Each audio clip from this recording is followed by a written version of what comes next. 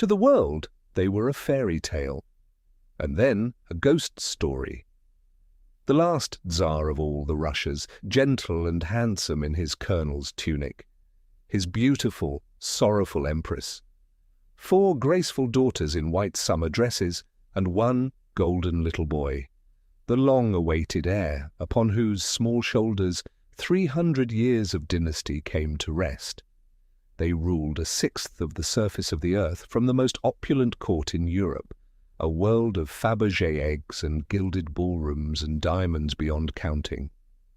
And within the span of a single generation, all of it, the palaces, the empire, the family itself, would be swept away and hidden in a forest, and the world would spend the next 100 years arguing over how and whether and who might somehow have survived. That is the legend. But the legend, as always, was a mask.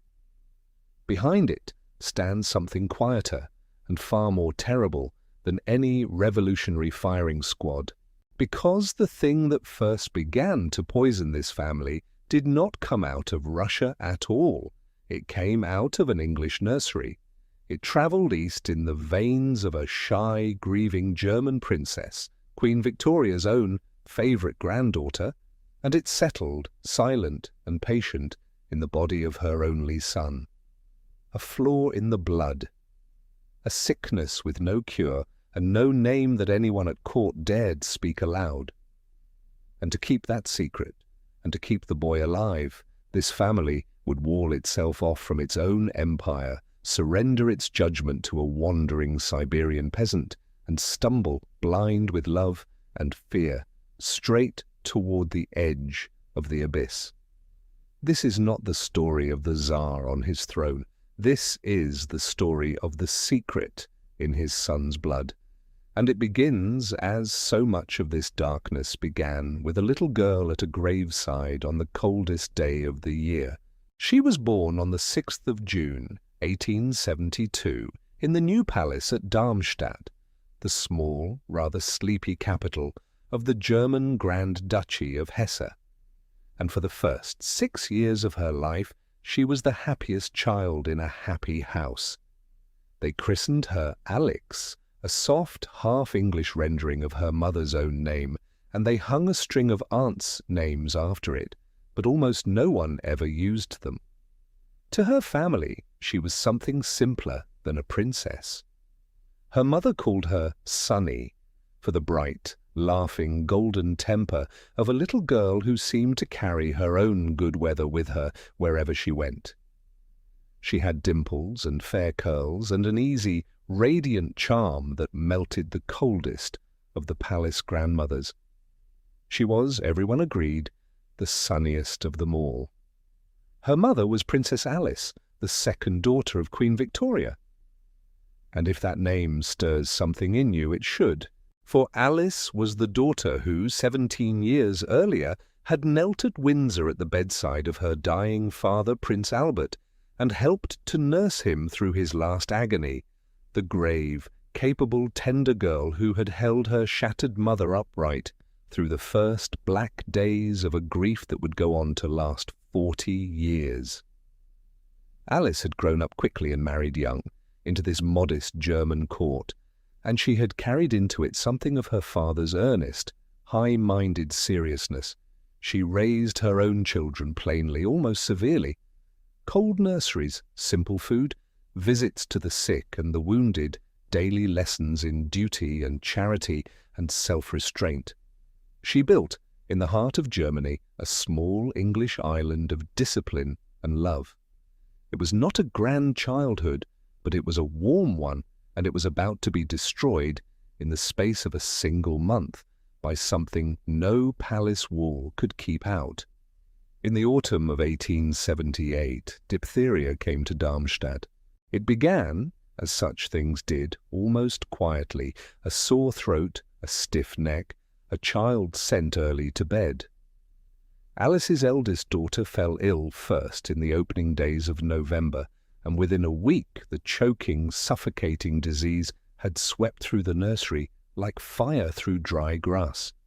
One after another the children went down, Alex and her sisters, Irene and little Marie, and her small brother Ernie, and then their father, the Grand Duke himself.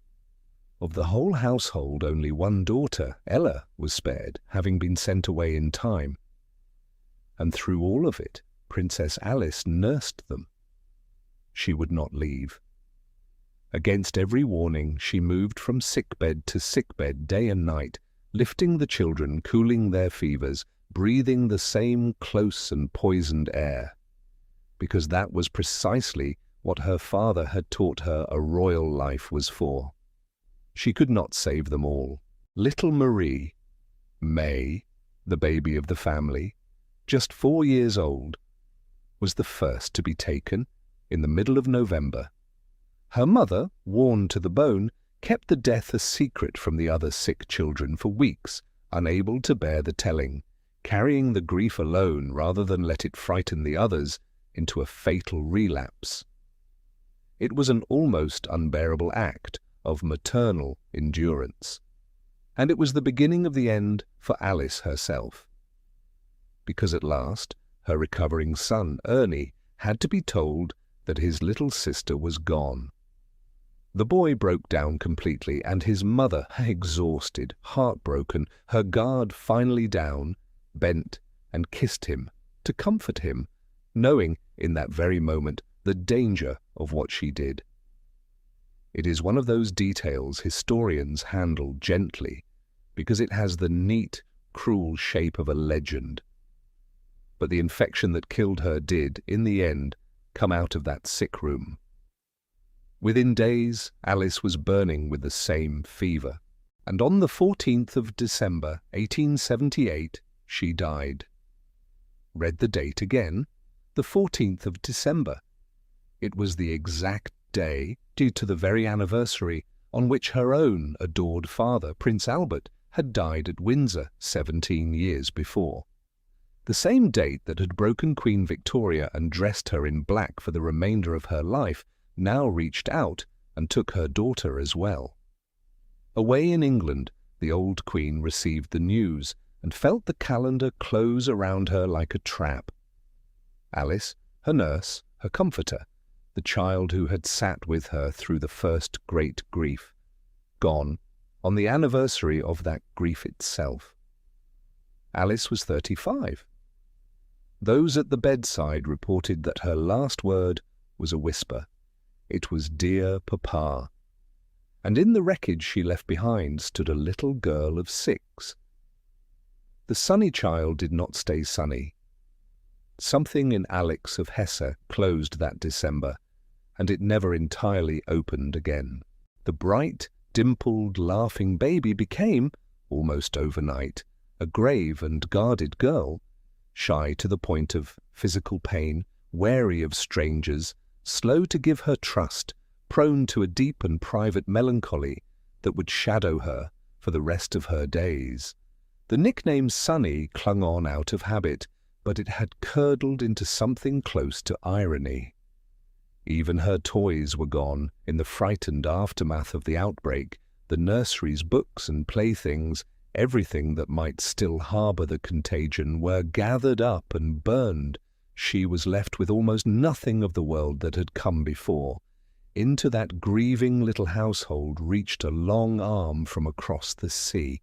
Queen Victoria, who had now buried a husband and a daughter on the very same day, took a fierce, possessive interest in Alice's motherless children, and above all, in the youngest girls. She summoned them to England for long stays, oversaw their schooling, chose their governesses, and buried their bewildered father under an avalanche of instruction. And of all her grandchildren, and by then she had a great many, it was this solemn, wounded, lovely child from Darmstadt who crept most deeply into the old Queen's heart. Alex became, quite simply, the favourite. Victoria doted on her, she dressed her, guided her, and began, as Victoria always did, to arrange her future. She would keep this one close. There was even a throne in mind, an English one, safe and near at hand, for the granddaughter she loved best of all. But the old queen, for all her watchfulness, could not see the one thing that mattered most. Because Alex had inherited far more from her grandmother than a grave temperament and a place in her affections. She had inherited something invisible, something that ran silent down the female line of Victoria's family and revealed itself only and terribly in the bodies of their sons. In the last film, we watched that flaw surface in Victoria's own boy, Leopold, the bruising, bleeding child the Queen could not protect, dead before 30 of a disease no one could name aloud. It passed through the daughters without leaving a single mark upon them, carried but unseen, patient, waiting, and Alice had been a carrier, which meant that her daughters might be carriers too. No physician of the age could have tested for it. No one looking at that shy and beautiful girl could have guessed. She herself would not learn the truth for another quarter of a century, not until the day she held her own newborn son and watched him bleed. But it was there, in her blood, from that 6th of June in Darmstadt. The same poison Queen Victoria was even then seeding, all unknowing, into the royal houses of Europe, riding quietly in the veins of the very granddaughter she meant to keep safe. Queen Victoria had a throne in mind for that granddaughter, an English one, close to home, where she could watch over her. But the shy, grieving girl from Darmstadt had already, quietly, given her heart away. At 12 years old, at a wedding in a far colder country, she had met a soft-spoken boy with gentle, sorrowful eyes, and no notion, yet, of the vast crown that was coming to him. His name was Nicholas, and loving him would carry Alex of Hesse, and the secret sleeping in her blood, all the way to the ends of the earth. The far colder country was Russia. The wedding was her sister's. In the early summer of 1884, Alex of Hesse, 12 years old, coltish and painfully shy, still half in mourning for a mother 6 years in her grave, was carried north to St. Petersburg to watch her adored elder sister married into the most glittering court on earth. Elizabeth of Hesse, the one they all called Ella, the acknowledged beauty of the Darmstadt nursery, had been claimed by the Grand Duke Sergei Alexandrovich, a brother of the reigning Tsar and a son of the Romanov line. And so a solemn German child in a plain travelling frock was set down, blinking in a world of malachite and gold leaf and uniformed giants, of ballrooms lit by 10,000 candles and diamonds the size of walnuts, a world so vast and so cold and so magnificent that it might have been built expressly to frighten a shy girl half to death. Instead, in the margins of all that splendour, she met a boy. He was 16, slight, soft-spoken, delicately handsome, with a neat cadet's bearing and a pair of grey-blue eyes that seemed always faintly sorrowful, even when he smiled. His name was Nicholas Alexandrovich, and he was the eldest son of the Emperor, the Tsarevich, the heir to 1/6 of the surface of the earth. He did not look it. Where his father, Alexander III, was a bearded colossus who could bend an iron poker in his bare hands and tear a pack of cards clean in two, Nicholas was small and mild and easily overlooked, a gentle young man in a family and a court that prized neither gentleness nor smallness. Perhaps that was the very thing that drew them. Two shy, watchful young people found each other across a crowded and terrifying room. And though nothing could come of it, and almost nothing was said, neither of them entirely forgot. He was, besides, no stranger to her blood. Nicholas's own grandmother had been born a princess of that same small house of Hesse, a sister of Alex's grandfather, so that the quiet duchy of Darmstadt already ran, faint but unmistakable, in the veins of the Russian heir. They were cousins, in the loose and tangled way that all the royalty of Europe were cousins, and they would spend the next 10 years trying, against the will of very nearly everyone who loved them, to become something more. the second meeting sealed it. In 1889, Alex came again to Russia. 16 now and no longer a child, grown into a tall, auburn-haired, gravely lovely young woman, to spend some weeks with Ella. She and Nicholas danced and walked and talked, and this time what had been a child's half-memory deepened on both sides into something that neither could mistake for anything else. Nicholas confided to the diary he kept faithfully all his life that he dreamed, one day, of making Alex his wife. She went home to Darmstadt and folded his image quietly away in her heart. And there, for years, it seemed doomed to stay. Because between the Tsarevich of Russia and the little princess of Hesse, there stood not one obstacle but 3, and every one of them looked for a long while insurmountable. The first was his own parents. Alexander III and his Danish-born Empress Marie Feodorovna had grander designs for their heir than a minor German princess from a duchy most Russians could not have found on a map. They looked toward the great courts of Europe, a daughter of France perhaps, or of Prussia, toward some match that might weigh in the vast balance of the continent. A Hessian girl with no fortune and no strategic use did not figure in those calculations, and they let the fact be quietly known. The second obstacle was her own grandmother. Away in England, Queen Victoria, who had marked out this favourite grandchild for a safe and English future, close beneath her wing, regarded Russia with a deep and settled dread. She thought it a barbarous and dangerous country of bombs and secret police and murdered emperors, a place where a Tsar could be blown to pieces in the streets of his own capital, as Nicholas's own grandfather had been, but 3 years before Alex ever first set foot there. To lose her best-loved girl into that gilded and perilous vastness was, to the old queen, a prospect very nearly unbearable.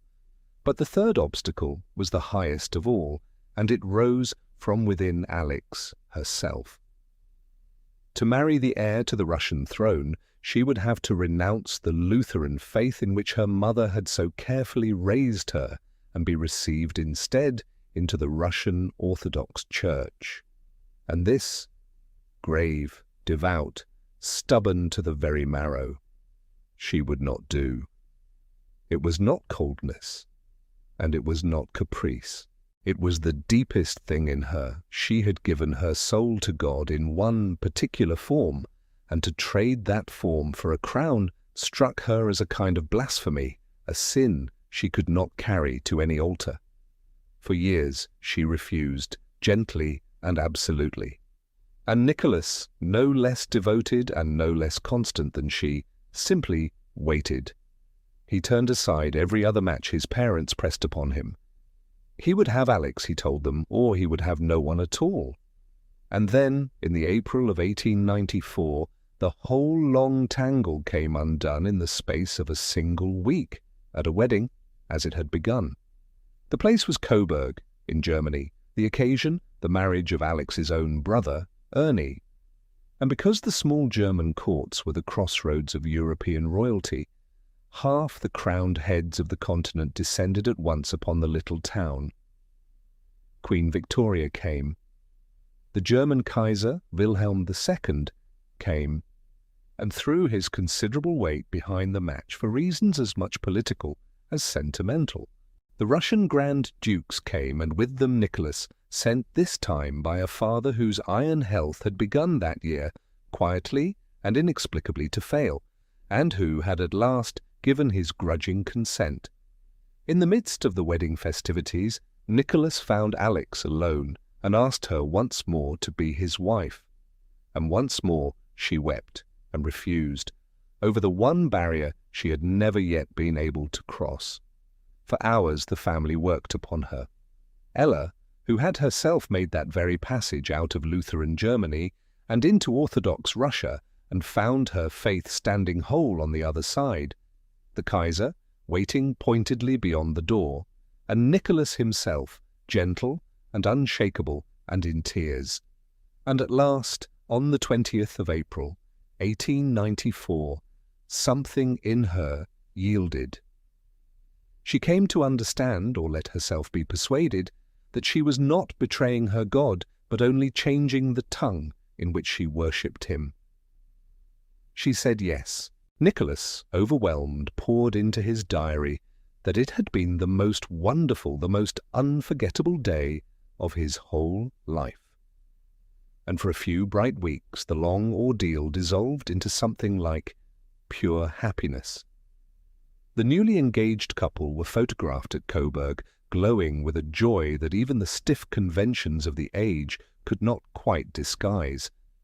Letters flew between Russia and Germany and England, and Victoria, defeated but softening, for she had always, despite all her fears, been genuinely fond of the gentle young man, summoned the pair to Windsor and to her side to gather her favourite grandchild close for one last English summer before the East claimed her for good.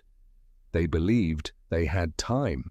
Alexander III was a mountain of a man, only 49 years old, and to all the world indestructible. His reign might run another 20 years, and give the young couple all the leisure they could wish to grow slowly, gently, into the thrones that waited so patiently for them. They were wrong. Within 6 months of that radiant engagement, the young couple would be kneeling not at an altar, but at a deathbed. And Alex of Hesse would enter Russia not as a bride, but as a bad omen, arriving, as the whole capital would murmur, behind a coffin. The English summer was the last easy season either of them would ever know. For while Nicholas and Alex walked together in the gardens at Windsor, under the fond and anxious eye of the old Queen, 600 miles to the east, the mountain was already crumbling. Alexander III, the Colossus who was to have reigned another 20 years, was dying. The illness had come upon him through that year of 1894 with a terrible quietness, a heaviness, a greyness, a slow wasting of the enormous frame as his kidneys failed him from within. The doctors called it nephritis. The court whispered that the seeds had been sown 6 years before, in the railway disaster at Borki, when the imperial train had been flung from the rails and the Tsar, by the tail that grew up around it, had held the buckled roof of the carriage upon his own shoulders while his family crawled clear of the wreck. Whatever the true cause, the strongest man in Russia was failing, and by the autumn there could be no more pretending otherwise. They carried him south to the small imperial palace at Livadia, on the warm Crimean shore, in the last faint hope that the sea air might accomplish what medicine plainly could not. It did not, and as it grew clear that the end was near, an urgent summons went out to Darmstadt. The dying emperor wished to give his blessing to his son's marriage before he went. Alex set out at once for the Crimea, not, as she had so long imagined she would, as a radiant bride arriving in triumph, but hurrying instead toward a sick room at the very edge of the empire to kneel at the bedside of a frightening and failing old man she scarcely knew, and to receive, in a matter of days, the benediction of a corpse-to-be. Alexander III died at Livadia on the 1st of November, 1894, at 49 years of age. And in that single instant, everything changed. The gentle, retiring young man who had spent his whole life quietly overshadowed by his father, who had been given by that same father almost no preparation for the vast and crushing business of ruling, on the unspoken assumption that there would always, surely be time, was suddenly at 26 years old the autocrat of all the Russias, the master of 130 million souls. He was utterly unready, and he knew it. He is remembered to have turned to a cousin in something close to panic, and to have confessed, near to tears, that he had never wished to be Tsar, that he understood nothing of the business of governing, and could not think what would now become of him, or of Russia. He had wanted a quiet life, a family, a wife, He had been handed an empire instead, and beside him, in the confusion of those first grief-stricken hours, stood Alex, no longer merely his betrothed, but the woman who must now somehow become the empress of this strange and enormous country whose language she did not speak and whose faith she had only barely agreed to embrace. There was no time now for the slow and gentle instruction she had been promised. The very day after Alexander's death in the little church at Livadia, she made at last the passage she had resisted for so many years. She was received into the Russian Orthodox Church, anointed, and given a new name, and with it a new self. Alex of Hesse was gone. In her place stood the Grand Duchess Alexandra Feodorovna, the patronymic that Russia gave by long custom to all its foreign-born brides. By some accounts, she had wished for another name, but at Nicholas's asking she became Alexandra, and Alexandra she would remain to the very end. What followed was the collision of the two things that should never share a single season: a funeral and a wedding. First came the funeral, and it was immense. The dead emperor's body had to be carried the whole length of the country, from the southern sea to the northern capital, and everywhere the black-draped train passed, crowds knelt in the fields to watch it go by. In St. Petersburg the coffin lay in state within the fortress cathedral of Saints Peter and Paul, amid a forest of candles and the ceaseless cavernous chanting of the Orthodox Requiem, while the imperial family stood day upon day through services of a length and solemnity that few faiths on earth could equal. And into this slow river of black stepped Alexandra, the foreign girl whom nobody yet knew, to take her place among the mourners of a man she had met in life but a single time. It was, for the watching city, their first true sight of their future empress, not smiling in bridal white, veiled in black, a stranger at a graveside. And then, scarcely a week after the body was sealed away in its tomb, they held the wedding. There was no delay to be had. The dynasty needed its succession made certain.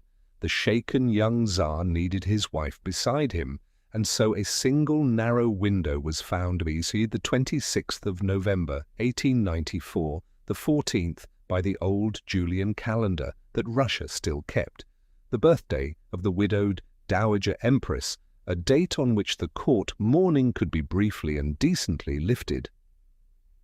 In the grand church of the Winter Palace, beneath the very roofs that had so lately echoed with the funeral chant, Nicholas and Alexandra were married. She wore the traditional gown of cloth of silver and the heavy mantle of gold, and by every account she was radiantly beautiful. But there was no honeymoon, no procession of rejoicing, no reprieve from grief. The guests passed almost directly from the wedding back into their mourning. Alexandra herself is said to have written, long afterward, that her marriage had seemed to her nothing but a continuation of the masses for the dead, with this one small difference, that now she wore a white dress instead of a black one.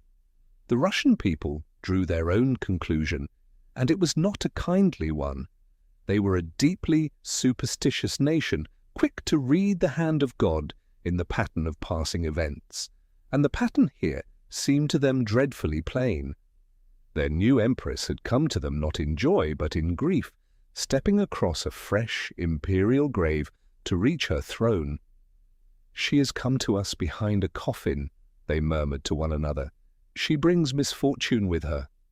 It was the cruelest imaginable beginning, and it was wholly undeserved. A girl blamed for the calendar of another man's death. But the whisper, once loosed, would never wholly die.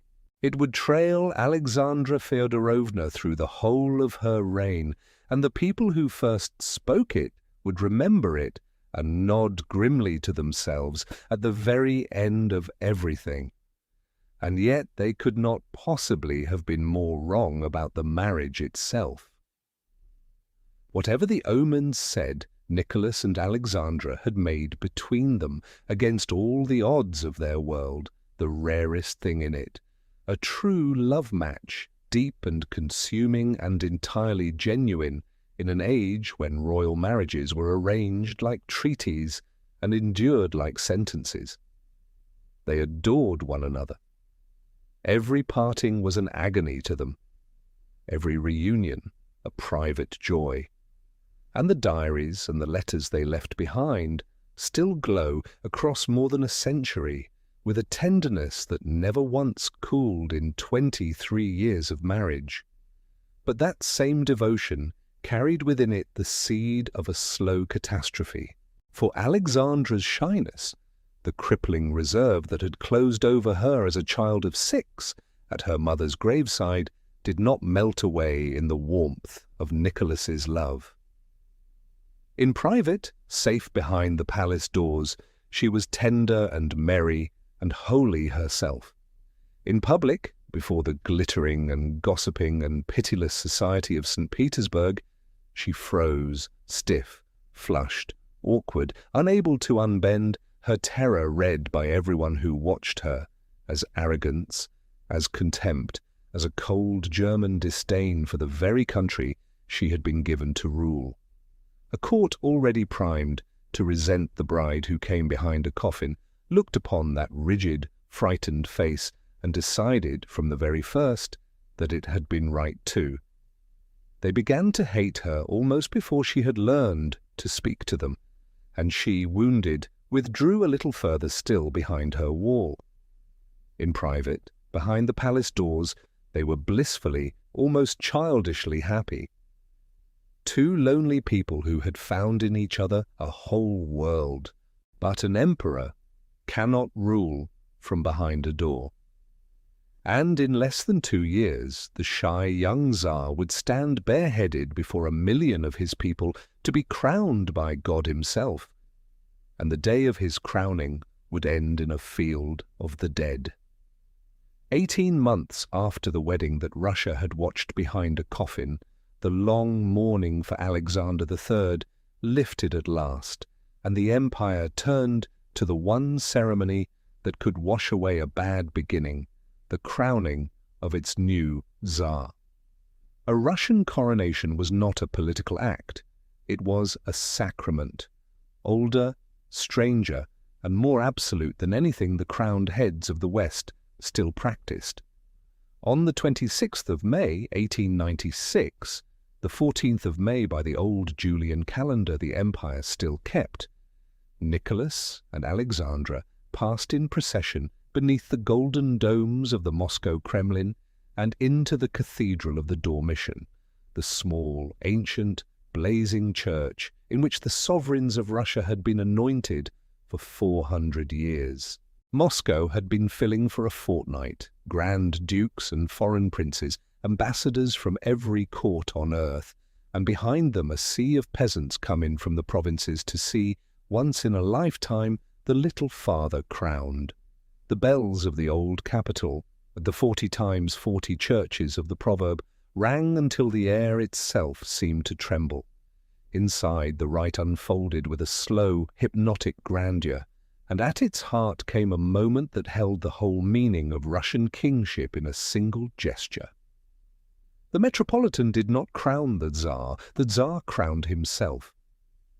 Nicholas lifted the great imperial crown, 9 pounds of gold and diamond and rose-red spinel, and set it upon his own head with his own hands, because a Russian emperor received his power from no priest and no parliament, but from God alone. Then he touched the crown briefly to the brow of his kneeling wife and set a smaller diadem upon her, and Alexandra of Hesse, a shy girl from Darmstadt, rose as empress and autocrat of all the Russias. Later, he was led through the royal doors to the altar itself and anointed with holy oil, the one layman in the empire permitted to stand where only priests could stand, to take the sacrament as a priest took it. To the more than 100 million souls now in his keeping, Nicholas was no longer quite an ordinary man. He was the anointed of God. And it was here, the story goes, that the first shadow fell. As the young Tsar moved through the endless ceremony, the heavy chain of the Order of St. Andrew, about the oldest and highest honor in Russia, is said to have slipped from his shoulders and fallen. Those close enough caught it, and it was carried quietly away, and everyone who saw was bound to say nothing. Whether it happened exactly so, no one can now be certain. The details have long since passed into legend, polished and darkened by everything that came after. But in a country that read the will of heaven in signs and omens, a holy chain that would not hold was not the augury a nervous court wished to see. They had 4 days to forget it. They would not be allowed to. By ancient custom, the crowning of a Tsar was followed by a gift from the new sovereign to his people, a great open-air feast. The ground chosen was Kudinka Field, a broad stretch of waste land on the northern edge of Moscow, ordinarily used as a training ground and parade square for the army. There, 4 days after the crowning, on the 30th of May, or the 18th by the old calendar, the crown had laid on a fete for the common people on a scale to match everything else, enamelled coronation cups filled with sweets, gingerbread, sausage and nuts, free beer and mead, and entertainments prepared for a crowd expected in the hundreds of thousands. The gifts were to be handed out from long rows of wooden booths when morning came. But the people did not come in the morning, they came in the night. By the small hours before dawn, perhaps 500,000 men, women and children had gathered on Kudinka Field and stood packed shoulder to shoulder in the dark, waiting. And through that vast, patient, sleepless crowd ran a rumour that there were not enough cups and gifts to go round, that the booths had begun handing them to favourites, that those at the back would get nothing at all. The crowd surged. Here was the trap no one had thought to close. Kudinka was not a smooth field. It was pitted and scarred with the ditches and abandoned trenches of the army's exercises, some of them wide, some deep, many of them hidden in the pre-dawn gloom and the trampled grass. As 500,000 people lurched forward at once toward the booths, the front ranks went down into the trenches, and the ranks behind, unable to see, unable to stop, walked over them and fell in their turn. In minutes, the human tide folded in on itself. People were crushed, standing up, suffocated on their feet, trodden down into the ditches by the sheer, irresistible weight of the mass behind them. Those who fell did not rise again. By the time order was restored and the field cleared, the official count of the dead stood at 1,389, with hundreds more, perhaps thousands, injured. Carts moved back and forth across Kudinka through the morning, carrying away the bodies under tarpaulins so as not to alarm the guests still arriving, for incredibly the festivities were not called off. The bands played. Nicholas and Alexandra appeared as planned, pale and stricken, on a field where the blood had barely dried. The very cups meant to carry the sovereign's blessing into 1,000,000 homes would be remembered ever after by another name, the cups of sorrow. What the young Tsar did that evening would define him in the eyes of his people for the rest of his life. That same night, the French ambassador was to give a magnificent ball in the imperial couple's honor. France was Russia's vital new ally, and Nicholas's uncles, the great imperial grand dukes who had overawed him since boyhood, pressed him hard. To stay away, they insisted, would be a mortal insult to a friend the empire could not afford to lose. Torn, grieving, overruled by the older men, Nicholas went. He and Alexandra opened the ball. Those present said her eyes were red, and that the couple slipped away as early as they decently could. It made no difference. The image had already fixed itself, and it would never come loose. The young Tsar dancing at a French embassy, while across the city the mortuaries filled with the bodies of the poor who had come to bless his crown. In the days that followed, Nicholas tried to undo it. He and Alexandra visited the injured in the hospitals. The crown paid for coffins and gave money to the bereaved families, but the goodwill was already spent. His uncle, the Grand Duke Sergei, Governor-General of Moscow, the man in charge of the arrangements and, by a cruel turn, the husband of Alexandra's own beloved sister, was blamed for the catastrophe and mocked across Russia as the Prince of Kodinka. And a darker name began to attach itself to the Tsar himself, murmured first in these days and never afterwards shaken loose. They had begun to call him Nicholas the Bloody. Two omens now shadowed the throne, a bride who came behind a coffin and a crown baptized in the blood of the crowd. The superstitious crossed themselves and looked away. But Nicholas and Alexandra had eyes only for one anxiety, private and consuming. They needed an heir. And 4 times over the years to come, the great guns of the fortress would boom out across the capital to announce a royal birth. And 4 times the count would stop short of the number that meant a son.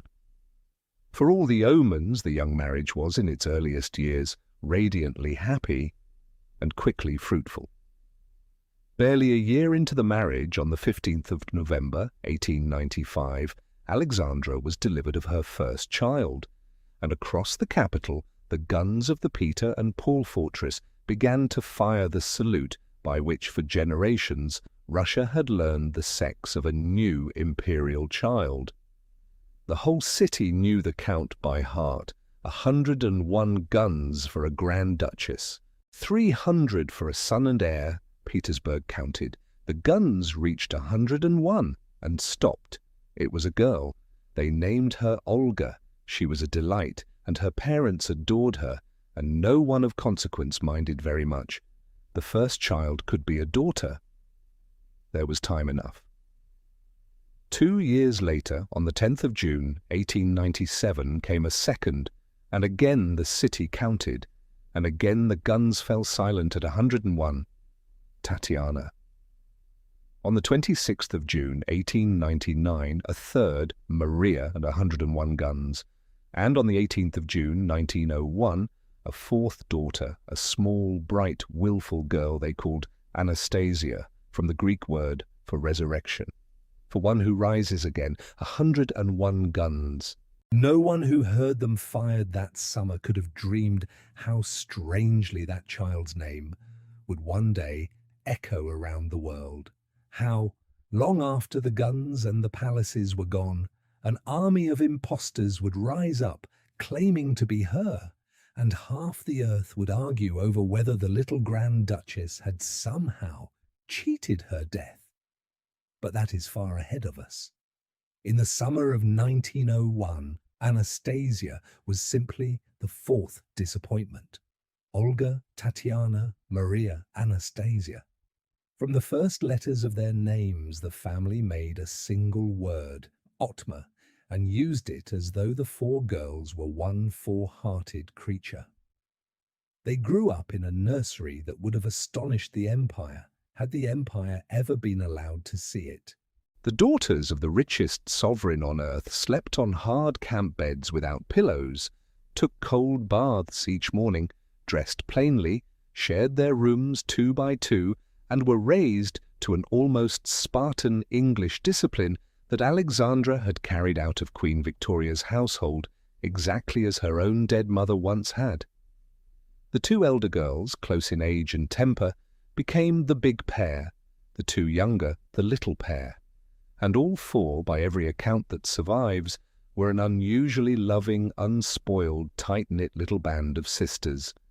Within its own walls, the imperial family was as warm and happy as any in Europe. But an emperor does not need daughters. He needs a son. The reason lay in a law nearly a century old. Before he was murdered in his own palace, the Emperor Paul I, who had loathed his mother, Catherine the Great, and everything to do with the rule of women, had rewritten the succession of the Russian throne to pass, so far as it possibly could, only through men. A daughter of the Tsar could not inherit while a single male of the house of Romanov still lived, and the house was thick with grand dukes. It did not matter how many daughters Alexandra bore, nor how healthy, nor how dearly loved. Not one of them could ever wear her father's crown. Until the Empress gave Russia a boy, the direct line of the dynasty did not, in the eyes of the law, exist at all, and the throne, for all the 4 cradles in the nursery, stood empty. With every daughter, the pressure on Alexandra tightened and curdled slowly into something like torment. She was not merely disappointed, she was, in her own devout and guilt-ridden heart, failing her husband, her adopted country, her God, and she was failing in front of a court that had never warmed to her, and now scarcely troubled to hide its scorn. St. Petersburg society had wanted a gracious, dazzling empress in the mould of the Dowager Marie. It had been given instead a rigid, blushing, sermonizing German who hated their parties and disapproved of their morals. They found her cold, she found them corrupt. Behind their fans, they mocked the frosty foreign woman who could not even do the one thing an empress was for. And Alexandra, wounded to the quick, drew further and further back until the distance between the throne and the society that was meant to sustain it had widened into an abyss. She retreated instead into the 2 things that never rebuked her: her family and her faith. Alexandra's orthodoxy had the fierce, absolute intensity of the convert. She filled her rooms with icons and lamps and relics, and she began, more and more, to seek God's promised Son, not through the doctors she distrusted, but through holy men, mystics and healers. It was a hunger that made her terribly easy to deceive. The most notorious of the deceivers came out of France. His name was Nizier Antelme Philippe, Monsieur Philippe, a self-styled faith healer from Lyon, with no medical training, who had been prosecuted more than once in his own country for practicing medicine without a license, and who had been taken up by the fashionable occultists of Paris and passed to the Empress through the 2 Montenegrin princesses at her court. Philippe promised Alexandra the one thing she wanted above all else on earth: a son. And in 1902 he appeared for a time to have delivered one. The Empress believed herself pregnant, the signs seemed real, the quiet preparations were begun. And then, month by month, the pregnancy dissolved into nothing. There had been no child at all. It had been, the doctors concluded, when at last they were allowed near her, a phantom, a false pregnancy conjured perhaps out of the sheer desperate force of her own longing. The humiliation was profound, and Monsieur Philippe went home to France. But before he left, it was later said, he told the grieving Empress that one day she would find another friend, another man of God, who would come to help her. Whether he truly spoke any such words, or whether the prophecy was fitted to events long after the fact, no one can now say. More and more, the imperial family simply withdrew. They abandoned the great echoing palaces of the capital for the seclusion of the Alexander Palace at Tsarskoye Selo, the Tsar's village, a comfortable residence some 15 miles south of St. Petersburg, and there sealed themselves into a private, almost middle-class family world. Quiet evenings, children's lessons, family prayers, the Tsar and Tsarina reading together by lamplight. From within, it was an image of nearly perfect domestic happiness. From outside, to a court and an aristocracy shut firmly beyond the gates, it looked like something else entirely, like coldness, like rejection, like a sovereign turning his back on the very nation he was born to lead. The isolation that would one day leave the Romanovs without a single friend in all of Russia was already closing quietly around them. And they were building it, brick by brick, with their own hands. And still they prayed for a son. In 1903, urged on by the mystics and by Alexandra's own unshakable faith, Nicholas threw the whole weight of the throne behind the canonization of a holy hermit, Seraphim of Sarov, dead some 70 years and revered across peasant Russia as a worker of miracles. The church hesitated, the emperor insisted, and that summer the imperial couple traveled to the monastery at Sarov and joined a vast throng of pilgrims, bathing in the saint's holy spring and praying with the desperation of a decade's disappointment for the one gift that had been denied them. Alexandra was certain now that God, through his new saint, would answer her at last. And this time, at last, it seemed that he did. On the 12th of August, 1904, the cannon of the Peterhof batteries thundered out across the water and did not stop. 100, 101, 201, 300. A boy, an heir. After 10 years of prayer, Russia had its Tsarevich, and Alexandra had given her husband a son at last. She wept with joy. She had no way of knowing that the child she had waited a decade for had been born already dying, and that the killer was inside her own blood. They named him Alexei Nikolaevich, after the gentle, devout second Tsar of the Romanov line, the 17th century ancestor, Nicholas, revered above all the others.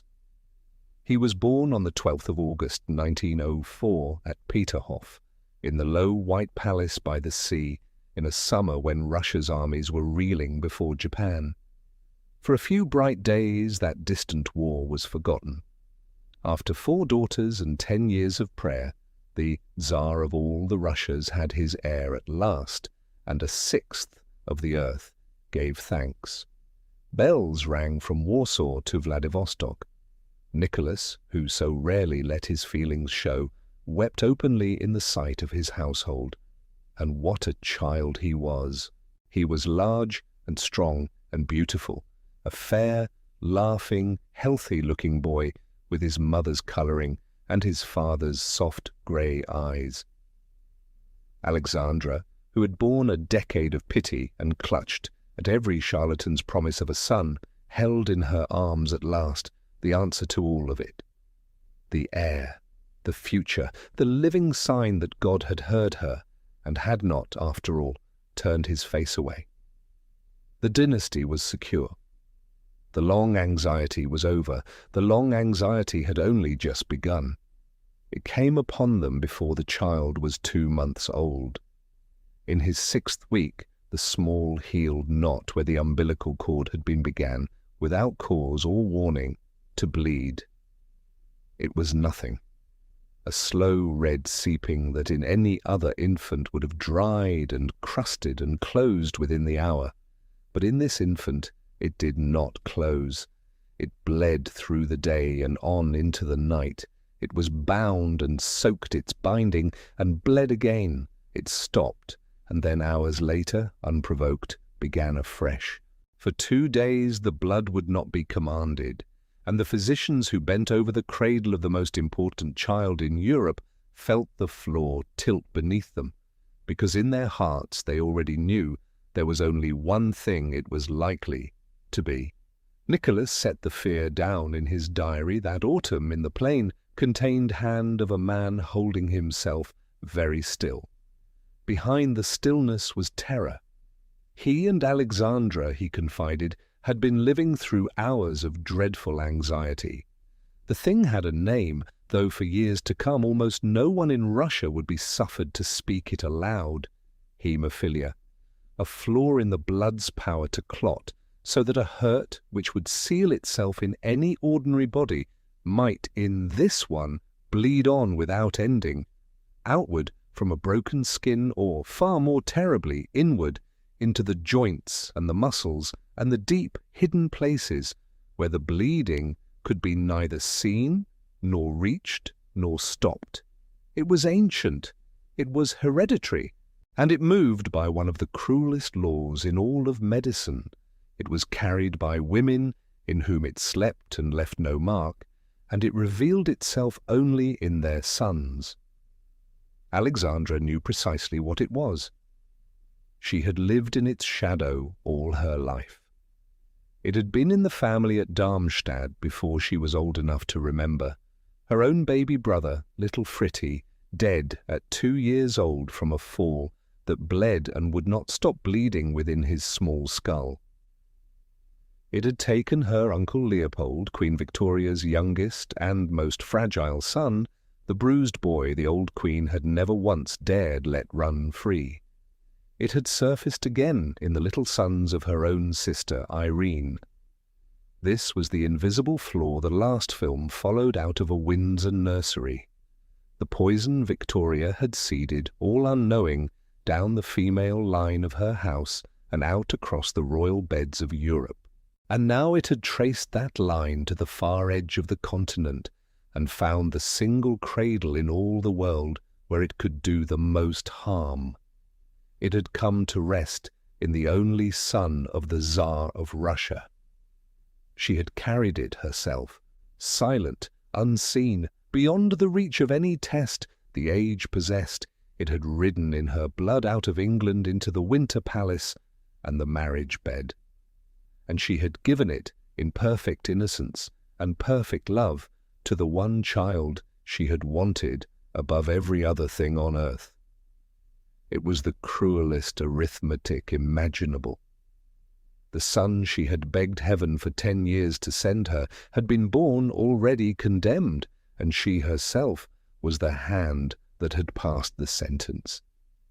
And there was nothing at all, that anyone could do. That was the true heart of the horror. In 1904 there was no treatment for haemophilia and no cure. There would be none within the boy's lifetime. A doctor could bind a surface wound and pray, and against the deep internal bleeds there was only ice and stillness and the agony of waiting to see whether the blood would halt of its own accord before it crippled a limb. The heir to the oldest autocracy on earth, the child in whom 300 years of dynasty now gathered to a single point, could be destroyed by a nosebleed or a bumped knee or a tumble from a chair. Nor was this a danger that came once and passed. It returned again and again through the whole of his childhood. A knock, a stumble, a game played too roughly, and the blood would pool inside a knee or an ankle, swelling the joint to a hard, hot, immovable ball, and pressing on the nerves until the pain was beyond anything that could be named. Some bleeds kept him in his bed for weeks, his small leg drawn up and locked against his body. On the worst nights, his crying ran on until his strength failed, while his mother sat sleepless beside him, with nothing in all her power to give him but her hand to hold. And each time the ordeal released him, everyone in that household knew it would one day return. So they hid him. Not the child, the truth of him. Nicholas and Alexandra made their son's illness one of the most jealously guarded secrets in the whole of the empire, a thing walled about with a silence that reached from the nursery to the farthest minister of state. Relatives were not told, the government was not told. Even within the household, the truth came slowly and late.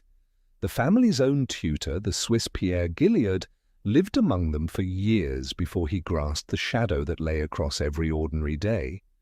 To the watching world there was only a bonny little Tsarevich in a sailor suit, the very picture of imperial health.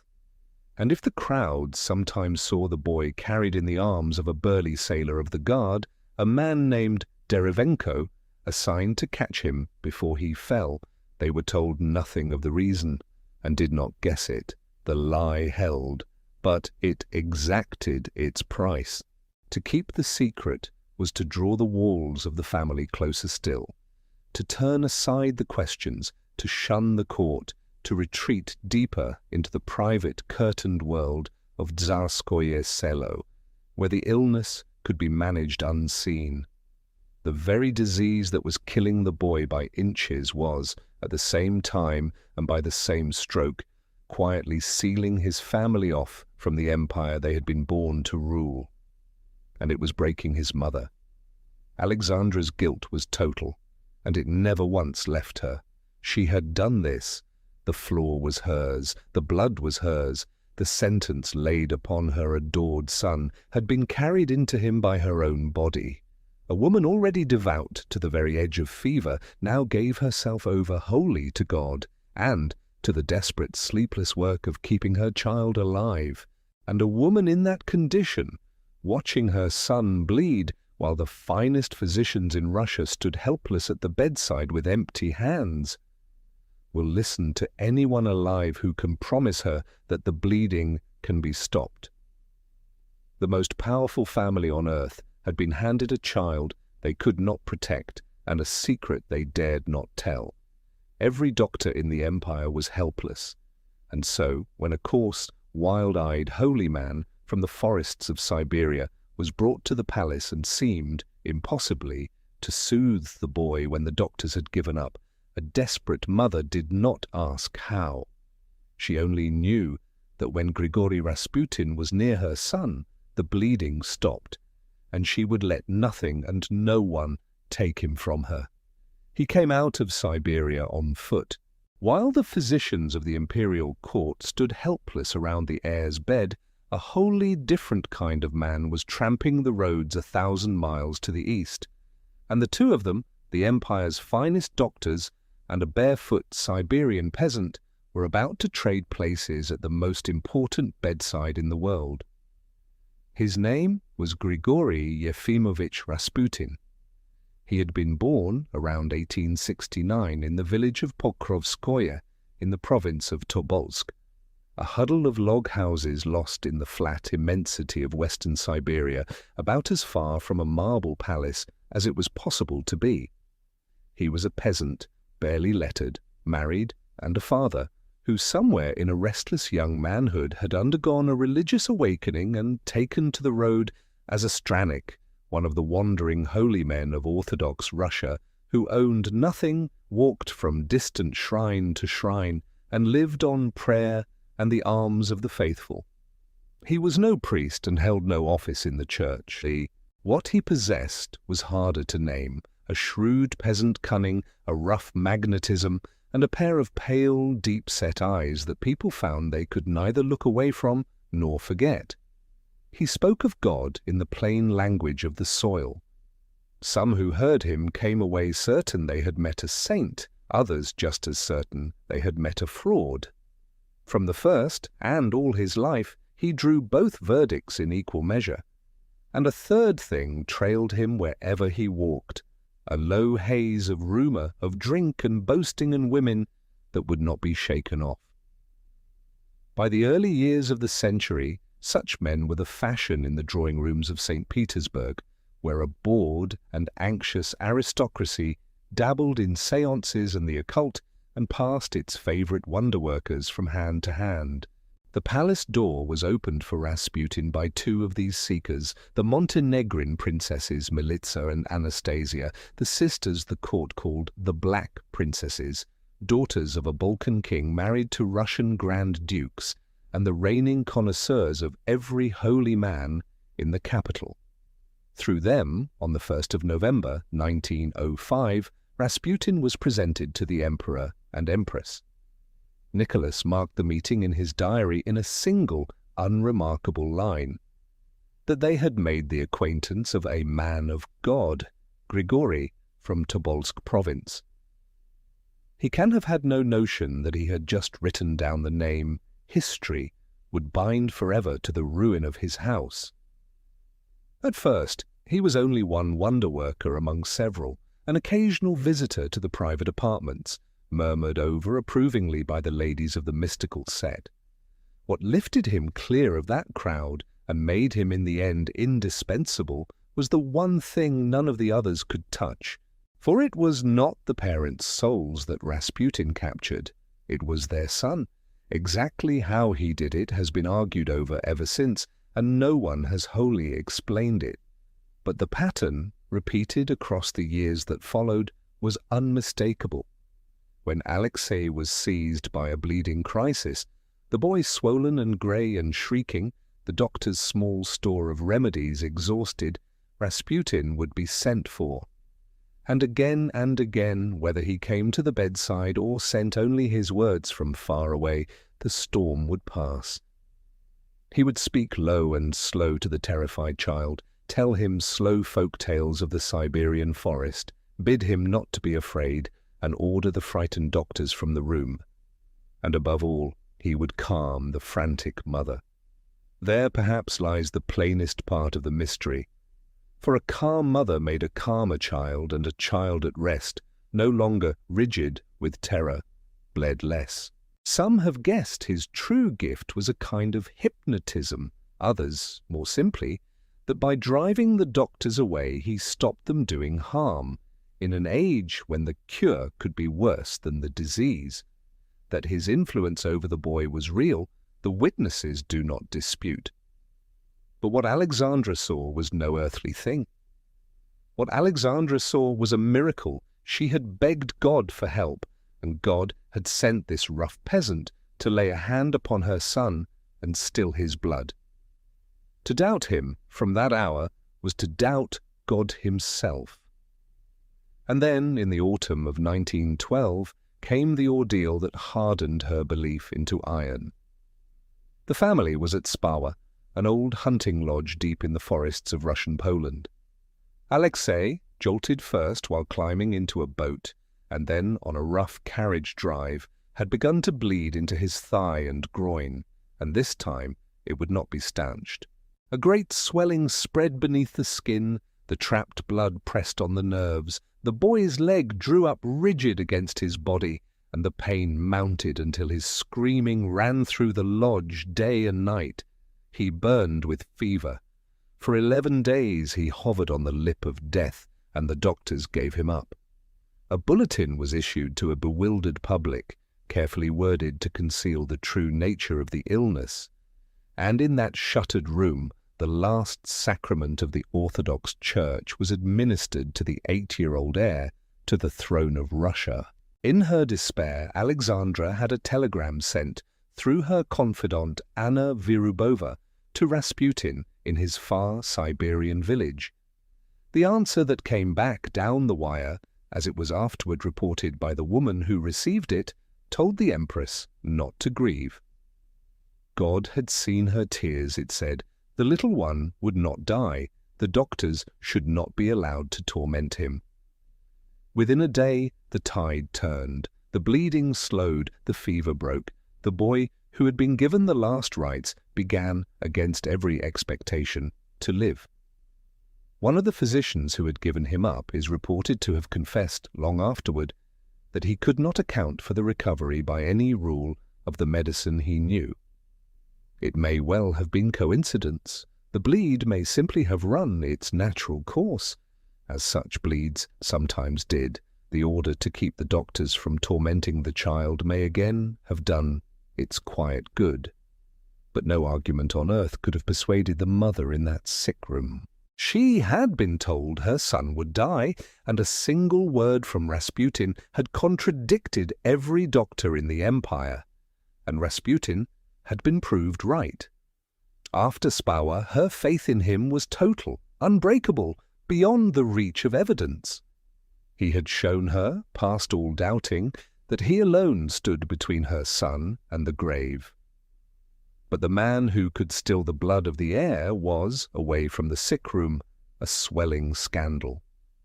For all his talk of God, Rasputin lived like nothing so little as a holy man. He drank to excess, he boasted, he gathered about him a court of adoring, well-born women, and moved through the capital in a manner that fed an ever-widening river of gossip.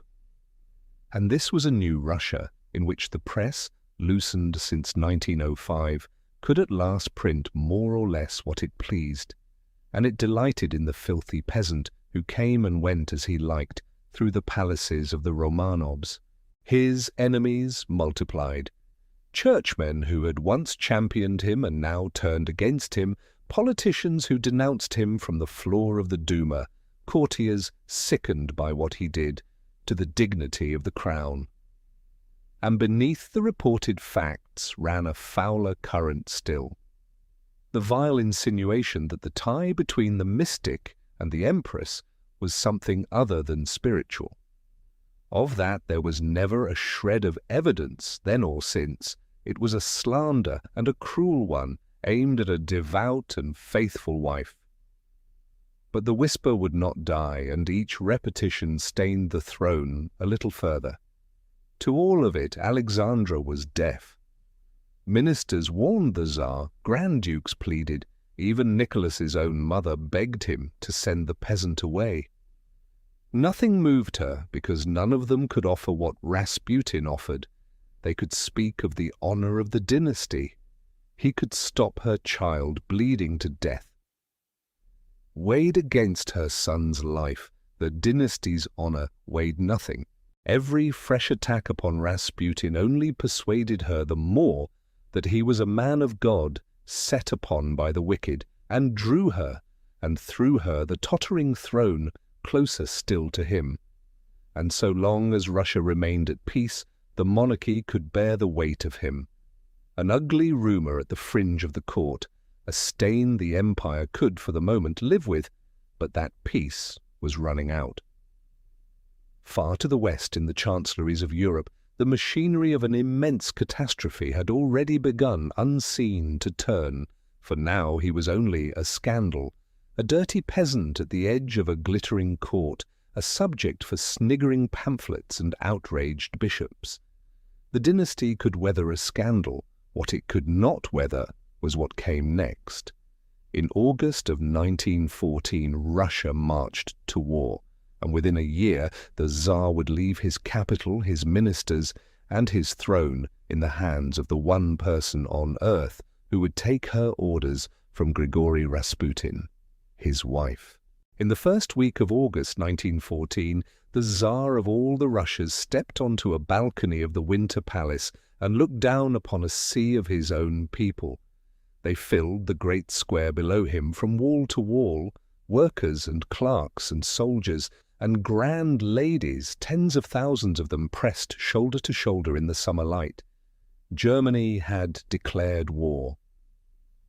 And as Nicholas appeared above them, the whole vast crowd sank to its knees upon the cobblestones and lifted its voice and sang. There were no revolutionaries in that square that day, no strikers, no sullen peasants, only Russians, 100,000 of them, weeping and singing and calling down blessings on their little father as he stood, pale and moved above them. It was, perhaps, the last truly happy day of his reign. The country went to war on a great wave of that feeling. Even the capital's name was changed to ride it. St. Petersburg, with its hard German ring, became overnight the more Russian, more defiant Petrograd, and for a few brief weeks it seemed the war might do what nothing else had managed, and bind the fracturing empire back into one. It did not last. It could not. And the first thing the war poisoned was the woman in the palace. Alexandra had been born a German princess. That simple fact of her birth, harmless for 20 years, curdled overnight into something toxic. From the moment the guns began, an ugly whisper started to move through the drawing rooms and the barracks and the bread queues that the Empress, the German woman, was the enemy's creature, that she wept for Germany's victories, that she kept a secret wire to Berlin and passed the plans of Russian armies to the men who were killing Russian sons, that she was, in plain words, a traitor. It was a lie. It needs to be said plainly and without hedging, because millions came to believe it, and it helped in the end to kill her. There was not a word of truth in any of it.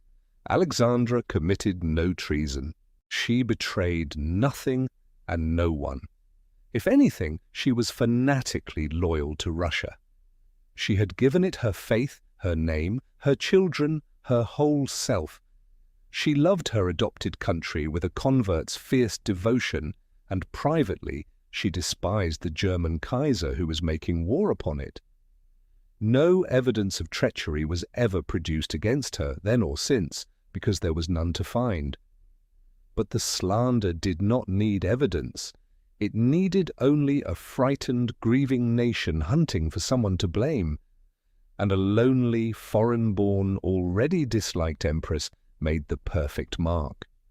The whisper spread like the diphtheria of her childhood, and it proved every bit as deadly. Consider what the supposed traitor was actually doing. In the first weeks of the war, Alexandra turned the halls of Tsarskoye Selo into military hospitals, and she and her two eldest daughters, Olga and Tatiana, put on the plain grey dresses and white wimples of nursing sisters and went to work, real work, in the wards, dressing wounds, assisting at operations, holding men down while surgeons cut, and sitting through the nights with the dying. An Empress of Russia knelt on the tiled floor of an operating theatre with her sleeves rolled to the elbow. It was not the conduct of a woman in secret league with the enemy who was maiming those same soldiers. But the whisper carried further than the wards. For the first year, the front more or less held. Then, through the spring and summer of 1915, it broke. The German and Austrian armies drove the Russians back across a front of hundreds of miles, in the long calamity remembered as the Great Retreat, and the casualties climbed into the millions. And Nicholas, watching his army bleed, made the single most fateful decision of his reign. He resolved to go to the front himself and take personal command of the whole Russian army. His ministers were appalled. Almost to a man they begged him not to do it, and their reasons were sound. To take the command was to take the blame. Every defeat to come would now be laid personally at the Tsar's own feet. It would chain him to a distant headquarters at the very hour his government most needed him at its heart, and draw out of Petrograd the one figure whose authority still held the machine of state together, and leave that machine in other hands. They pleaded. Nicholas heard them out with his usual gentle courtesy, and did exactly what he had already resolved to do. On the 5th of September 1915, he dismissed the army's commander-in-chief, his own cousin, the towering and popular Grand Duke Nicholas Nikolaevich, and took the supreme command upon himself. Then he packed his bags, embraced his family, and left for the military headquarters, the Stavka, at Mogilev, 600 miles away. There he would spend most of the rest of his reign, among his maps and his generals and his adored small son, whom he brought to live beside him at the front. And behind him, in the hush of the Alexandra Palace, he left his wife to rule. This was the arrangement that broke the dynasty, never written down, never proclaimed, never once admitted, and entirely real. With the Tsar far away at his headquarters, it was Alexandra who now stood at the center of the government in the capital, Alexandra who received the ministers, weighed and dismissed them, and pressed her will upon her absent husband in a ceaseless torrent of letters. Letter upon letter, sometimes 2 in a single day, urging, warning, instructing him whom to trust and whom to cast out. And behind Alexandra, always, stood the peasant, for she trusted no counsel on earth above that of the man she called, in those very letters, our friend, Grigory Rasputin. He was the one soul alive who could still her son's blood. Therefore, to her, he was the vessel of God. Therefore, his word upon any matter under the sun, ticket general, a policy, the fitness of a minister, carried the weight of a message from heaven. Again and again her letters begged Nicholas to heed him, to lean upon him, to be firm. and the favor of Rasputin, or his displeasure, began to decide the fortunes of the men who ran the empire. The result was chaos. Able and honest ministers, mistrusted by the Empress, or disliked by her friend, were turned out one after another and replaced by mediocrities, flatterers, and outright incompetents whose chief qualification was Rasputin's blessing. In the 16 months of Alexandra's ascendancy, Russia churned through 4 prime ministers, 5 ministers of the interior, 3 foreign ministers, 3 ministers of war, a bewildering revolving door procession that a contemporary christened, with bitter accuracy, ministerial leapfrog. No policy could take root. No minister survived long enough to master his own department. At the very moment the empire waged the largest war in its history, the government at its summit slowly seized up and ceased to function, and the country saw it happen. That was the ruin of it. Not merely that the government failed, but how it looked as it failed. To a nation of soldiers dying in the mud and mothers freezing in the bread queues, the story told itself and needed no embroidery, that Russia was being driven into the ground by a German-born empress and a drunken Siberian peasant, while the Tsar played at soldiers hundreds of miles away. Whether or not it was wholly true, and it was not. It was believed from the palace anterooms to the factory floor. Every hardship now wore a face that could be blamed for it. And the monarchy spent, in a few short months, the last of the loyalty it had left. By the close of 1916, even the men who loved the throne the most had come to a terrible conclusion. The dynasty, they had decided, was strangling itself, and would go on strangling until someone cut away the hand they believed was drawing the noose tight. Grand dukes muttered in their drawing rooms, generals hinted to one another, and in a great cold palace on the Moika, a young prince of almost limitless fortune had begun very quietly to make a plan. The Tsar was 600 miles away at his maps and his troops. The Empress ruled in his name, and the peasant ruled the Empress. Or so all Russia now believed.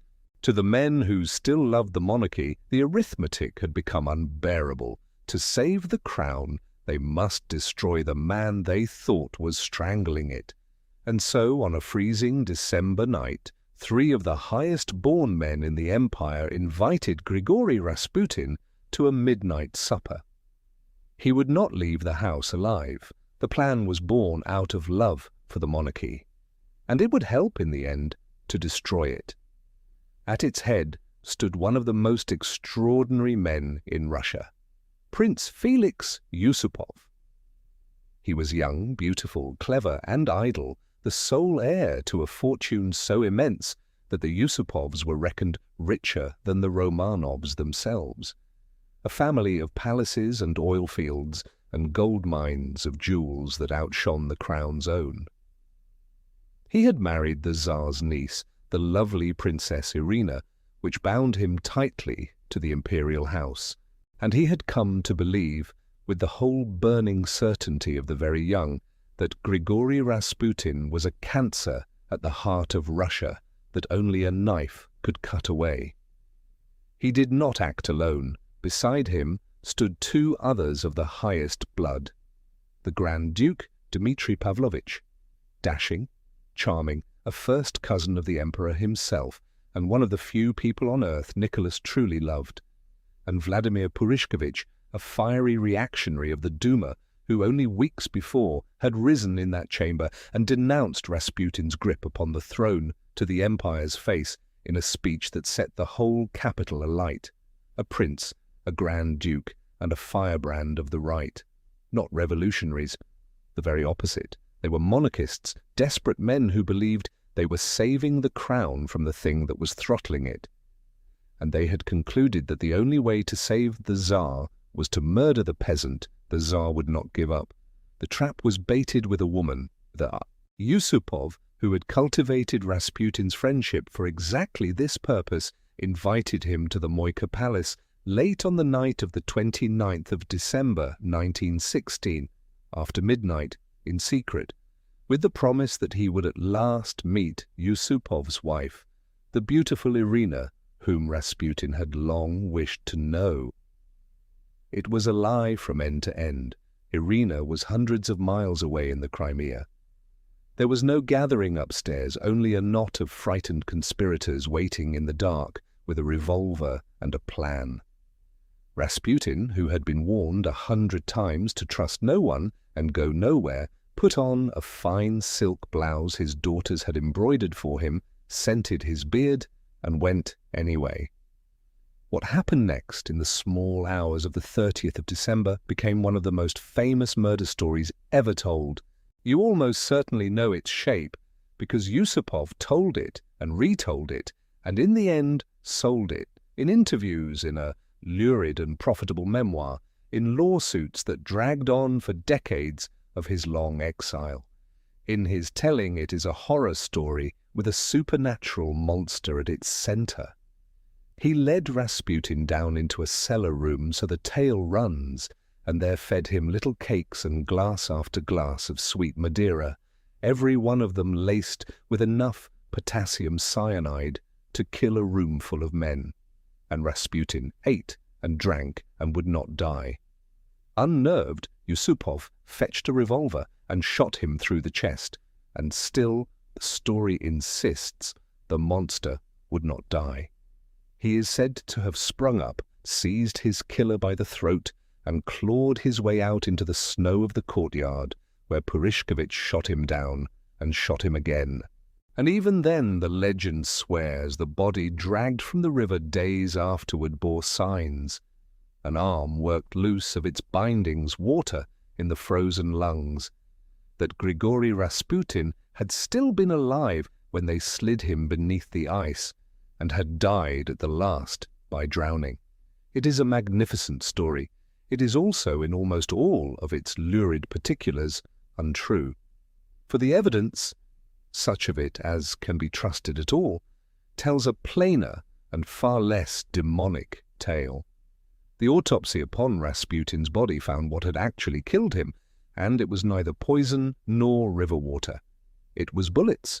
He had been shot, twice at the least, and by most accounts 3 times, the last of them a wound to the head that would have felled any man where he stood.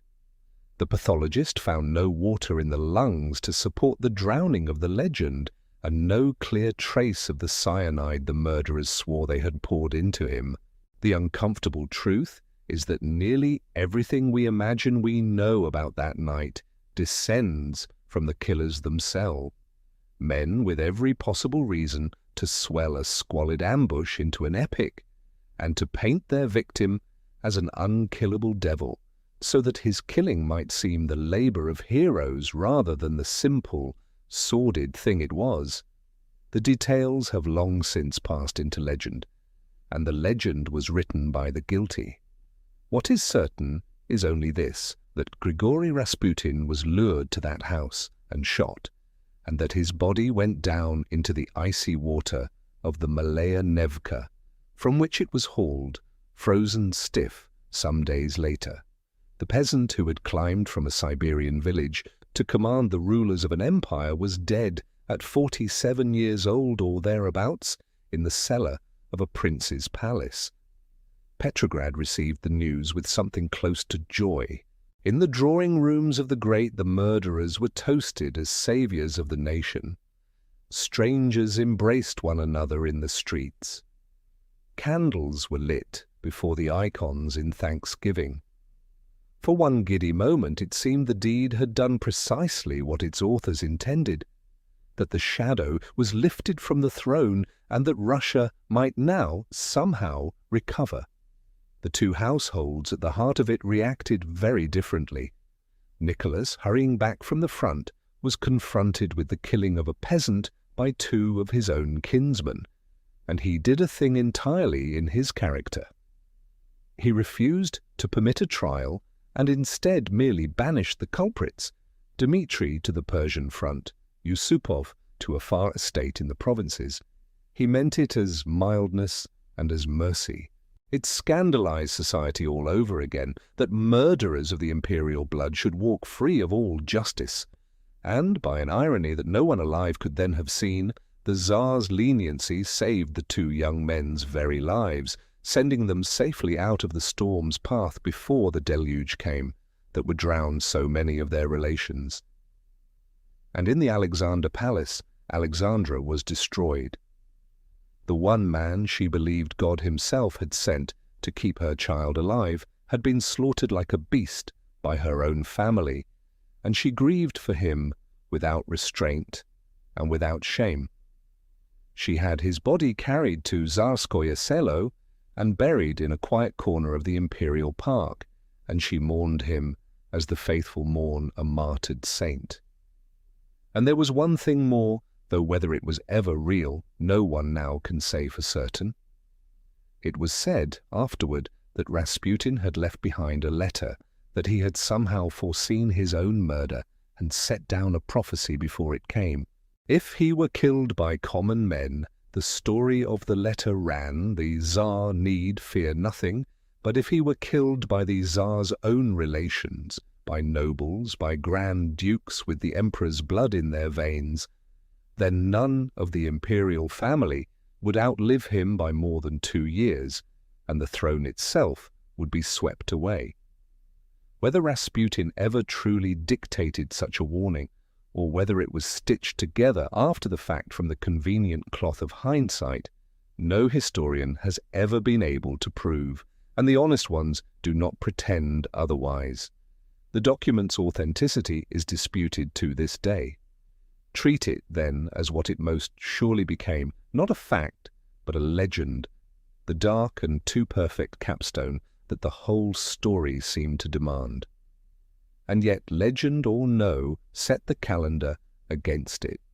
He was murdered by the Tsar's own kin in the last days of 1916. And what followed came, as we shall see, very nearly on the schedule those disputed words were said to have foretold. They had killed the peasant to save the crown. They had, in truth, only removed the last strange prop that held it up. Rasputin was gone, and with him went the one man Alexandra believed could keep her son alive. Whether or not he ever wrote the words attributed to him, the prophecy came true to the letter. Within weeks, bread would run short in a frozen capital. A crowd would gather, a soldier would refuse to fire, and 300 years of Romanov rule would begin to come apart in a matter of days. The end, when it finally came, did not come from the trenches. It came from the bread queues. For 3 winters the war had ground the empire slowly down, and the winter of 1917 was the cruelest of them all. At the front, Russia had poured out her sons by the million into the mud and the wire for defeats that ran together into one long, bleeding retreat. Behind the lines, the machinery of a vast and backward country was simply coming apart in the cold. The railways, choked and broken, could no longer carry both shells to the armies and flour to the cities, and so, while grain lay rotting in frozen sidings 1,000 miles to the east, the capital went hungry. Petrograd, the proud city that had shed its German-sounding name in the first patriotic days of the war, now stood in the snow in lines that formed before dawn, waiting on bread that more and more often did not come at all. On the 8th of March 1917, the 23rd of February by the old Russian calendar, and, as it happened, International Women's Day, the women of Petrograd came out into the streets. Textile workers, soldiers' wives, mothers who had queued all night and gone home with empty hands, they moved through the freezing city and called for one thing above every other: bread. Strikers from the great Putilov works poured out to swell their ranks. By the next day the strike had become general. By the day after, hundreds of thousands filled the boulevards, and the cry had changed. It was no longer only bread they were shouting for. It was an end to the war, and an end to the Tsar. For 2 years such crowds had been ridden down by Cossacks and broken up by police. This time something gave. When the order came to fire upon the people, the soldiers of the Petrograd garrison, reservists and raw peasant boys who had no wish to be marched off to die in a war already lost, began, regiment by regiment, to lower their rifles, and then to turn them. A garrison of 180,000 men went over to the revolution almost in a single night. There was no longer anyone to give the old commands and no one willing to obey them. Within days, the imperial ministers were in flight or under arrest. The prison gates stood open, and 2 rival powers had risen out of the wreckage. A provisional government drawn from the Duma, and, in the very same building, a Soviet of workers and soldiers. The 300-year-old apparatus of autocracy did not so much topple as dissolve the way frost dissolves in the sun, and through the first days of it the one man in whose name it all still turned understood almost nothing. Nicholas was 600 miles away at army headquarters in Mogilev, where he had gone once again to be among his soldiers and away from the poisonous whispers of the capital. The reports that reached him there were soothing, days out of date and hopelessly wrong. By the time he grasped that this was not another bread riot but the end of everything, the telegraph was already carrying a very different sort of message. He ordered loyal troops to Petrograd to put the rising down. There were no longer any loyal troops to send. He boarded the imperial train to reach his wife and his sick children at Tsarskoye Selo, and the railwaymen, the revolution now in their hands, turned aside the train of the Tsar of all the Russias like a parcel wrongly addressed. It wandered the night junctions and came at last to rest at Pskov, the headquarters of the Northern Front. There, in a railway carriage on a siding, the loneliest scene in the whole long history of the dynasty played itself quietly out. One by one, the men Nicholas trusted most let go of the belief that he could go on. Not his enemies, his own generals. His chief of staff polled the commanders of every front, and the answers came back the same. For the sake of the war, for the sake of Russia, the emperor must step down. His cousin, the great soldier of the family, wired his agreement with the rest. The general in whose carriage he sat told him, gently, that the game was over. The dynasty that had walled itself away from society for 20 years, that had traded its courtiers for a mystic and its ministers for a peasant's whims, now discovered, at the one hour it truly needed them, that it had no friends left at all. There was no hand anywhere to hold the throne up.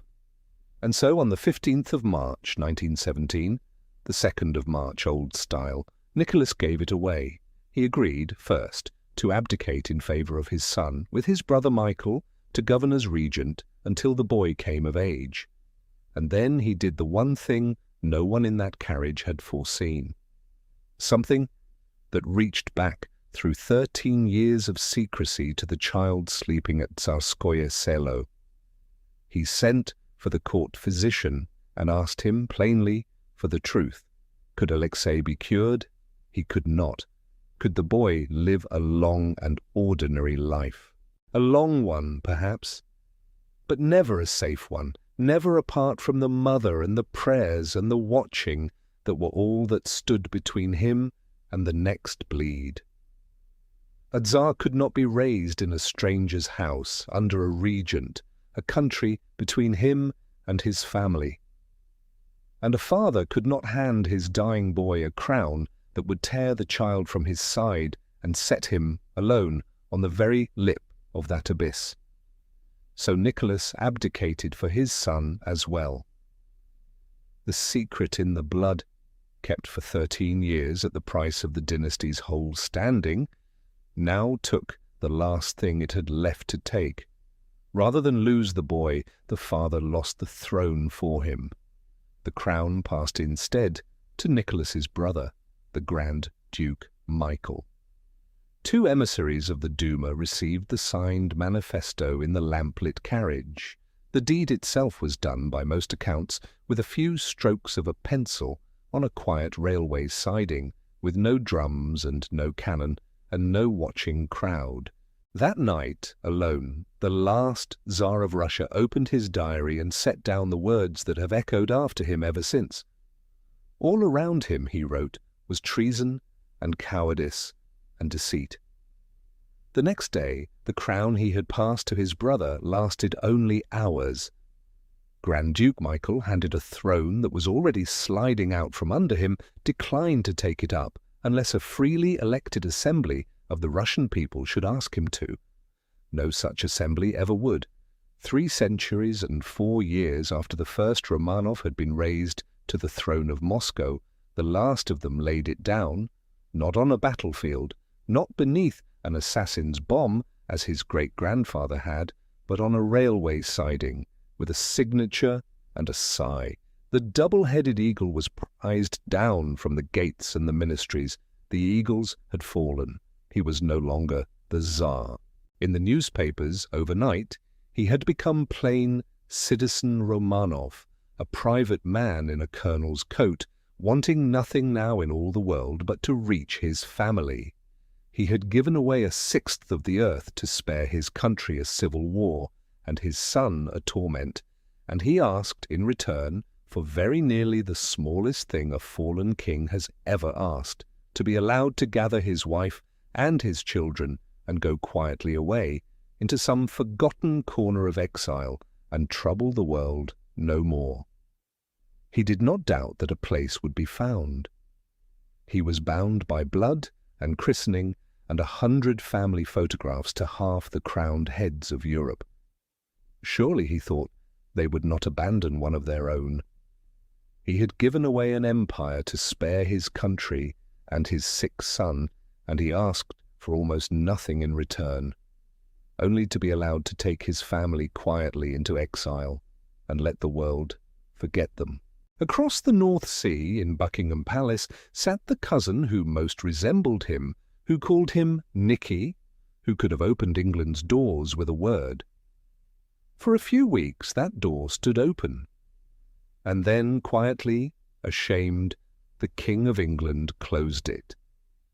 For the first time in 23 years of marriage, they had nowhere in the world to be but with one another. And for one strange, suspended season, that was very nearly a mercy. Nicholas came home to Tsarskoye Selo, a private citizen, and found his family waiting for him behind the gates of the Alexandra Palace, the same close, shuttered rooms in which they had hidden from their empire for so long, now watched from the outside by soldiers of the Revolution. They were prisoners in their own house. But in those first months, the captivity wore an oddly gentle face. The children were only then dragging themselves up out of a savage bout of measles that had swept the nursery during the Revolution itself, leaving the 4 beautiful daughters wasted and feverish and, for a time, with their long hair shaved away to the scalp. The family had ridden out the fall of the empire in a sick room, mother going from bed to bed as her own mother once had, in another sick room 40 years before. And now, slowly, the children mended. So the household that had lately ruled 1/6 of the earth folded itself down into the smallest of routines. Nicholas, who had lost an empire in an afternoon, took up an axe and sawed logs in the park for hours at a stretch until the sweat ran and the woodpile grew. Those near him thought he seemed almost lightened, almost relieved to be nobody at all. Alexandra, her legs failing her now and often a wheelchair beneath her, sat with her needlework and her icons and gave the younger children their lessons in scripture. They dug a kitchen garden and tended it themselves, the grand duchesses on their knees in the black spring earth. They read aloud in the evenings the old French novels and the lives of the saints. They prayed. Behind the closed doors of a palace turned prison, they were, for a little while longer, simply a family, which in the end was the only thing they had ever truly wished to be. Outside those doors, the one road that might have carried them to safety was already being quietly closed. The provisional government did not want the Romanovs and cast about for somewhere to be rid of them. The natural refuge was England. The king there, George V, was Nicholas's own first cousin. Their mothers were sisters out of Denmark, and the two men were so alike, the same trim beard and the same mild, sorrowful eyes, that at family weddings the guests had confused the one for the other. In the third week of March, the British government, with the king's blessing, made the offer. Let the fallen emperor and his family come and shelter in England. For a few short weeks the door stood open. Then the king thought again.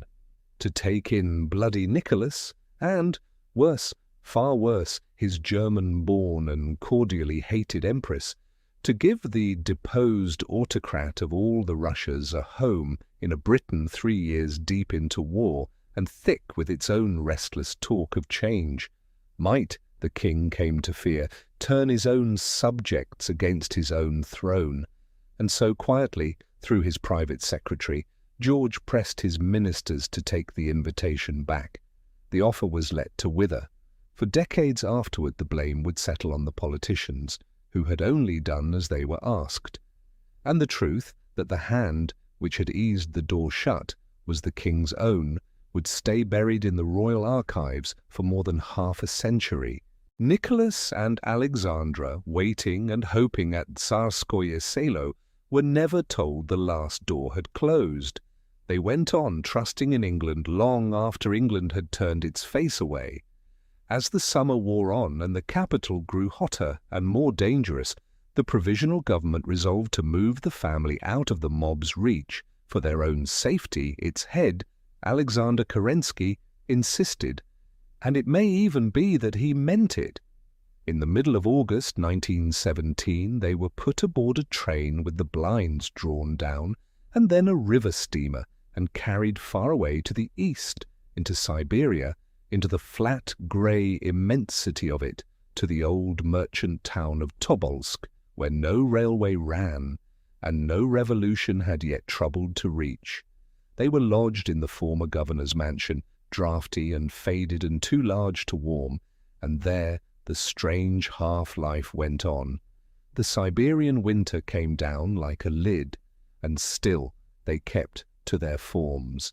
Nicholas sawed his wood and read his histories and set down the day's temperature in his diary each evening, as he had every evening of his adult life. The girls sewed, and into the seams and the corsets of their plain grey dresses, patiently, night after night, they worked the family's diamonds and jewels, stitch over careful stitch, a hidden fortune sewn against a future none of them could any longer see. They marked each name day and each holy day with what small ceremony they could contrive. Alexandra taught. The tutors who had chosen to follow their charges into exile kept the children at their lessons, French and English and arithmetic, as though a schoolroom could hold the world at bay. In the evening sometimes they staged little plays for one another, the grand duchesses and their teachers acting out short scenes, while the household clapped from a row of chairs. And for an hour the cold house filled with something almost like laughter, and through it all moved Alexei, the boy who had cost them so much and for whom so much had already been surrendered, playing at his toy soldiers and pasting photographs into his albums, guarded still against the one careless fall that had been the family's oldest fear. They were watched and confined and growing poorer by the week, but they were together, and they were, in their fashion, unbowed. Then, in November 1917, the ground shifted a second time, and this time it did not settle. Far off in Petrograd, the provisional government that had deposed the Tsar was itself swept aside, and a harder and colder power rose in its place. The Bolsheviks, who did not merely scorn the old world, but meant deliberately to erase it. Word of the seizure reached Tobolsk slowly over the frozen distances, but its effects arrived soon enough. The soldiers set to guard the family grew first insolent and then openly hostile. A committee of the roughest of them stripped the epaulets from the old colonel's shoulders and voted away his few remaining comforts, one small humiliation at a time. The rations thinned, the household money ran short and then ran out. The polite fiction that the Romanovs were guests held under protection fell away entirely, and what remained beneath it was plainer and grimmer. They were the captives of a state that had not yet decided what was to be done with them, but had begun, in earnest, to consider it. In the spring of 1918, the decision was taken. Orders came down from the new masters in Moscow, and behind the orders came hard men to see them carried out. The isolation that had begun so long ago as a mother's shield thrown round a bleeding child, and had hardened over the years into the very habit of a doomed dynasty, was about to close over them one final time, this time as a sentence, carried out behind whitewashed glass. They had been a bride behind a coffin, a coronation drowned in blood, a secret that walled them off from their own empire. Now the walls closed for real. In the last week of April 1918, a hard-faced commissar arrived in Tobolsk with orders and an armed guard, and the family was torn apart and carried west to a mining city called Yekaterinburg, deep in the red Urals, far beyond the reach of any rescue, to a house whose windows had already been painted over so that no one, inside or out, could see in.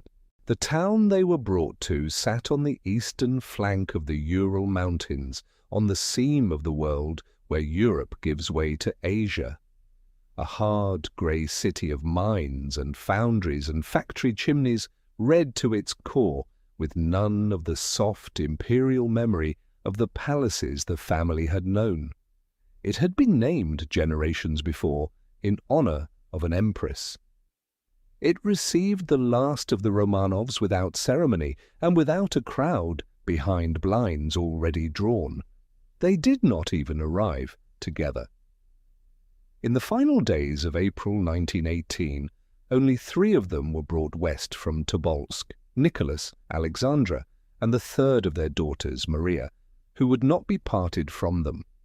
The rest had to be left behind, for the boy was ill again. Alexei, 13 now and no longer the plump golden child of the old sailor suit photographs, had suffered another of his terrible bleeding crises and could not be moved. There was no holy man to send for this time. Rasputin was 1.5 years in his grave, and the blood did as it pleased. Even here, at the very end of everything, the floor carried long ago out of an English nursery was still deciding things, still separating the family, still setting the pace of their days, and so the sick boy and his 3 remaining sisters followed only weeks later, in May, down the same road, to the same door. The family was whole again at last. It was whole inside a prison.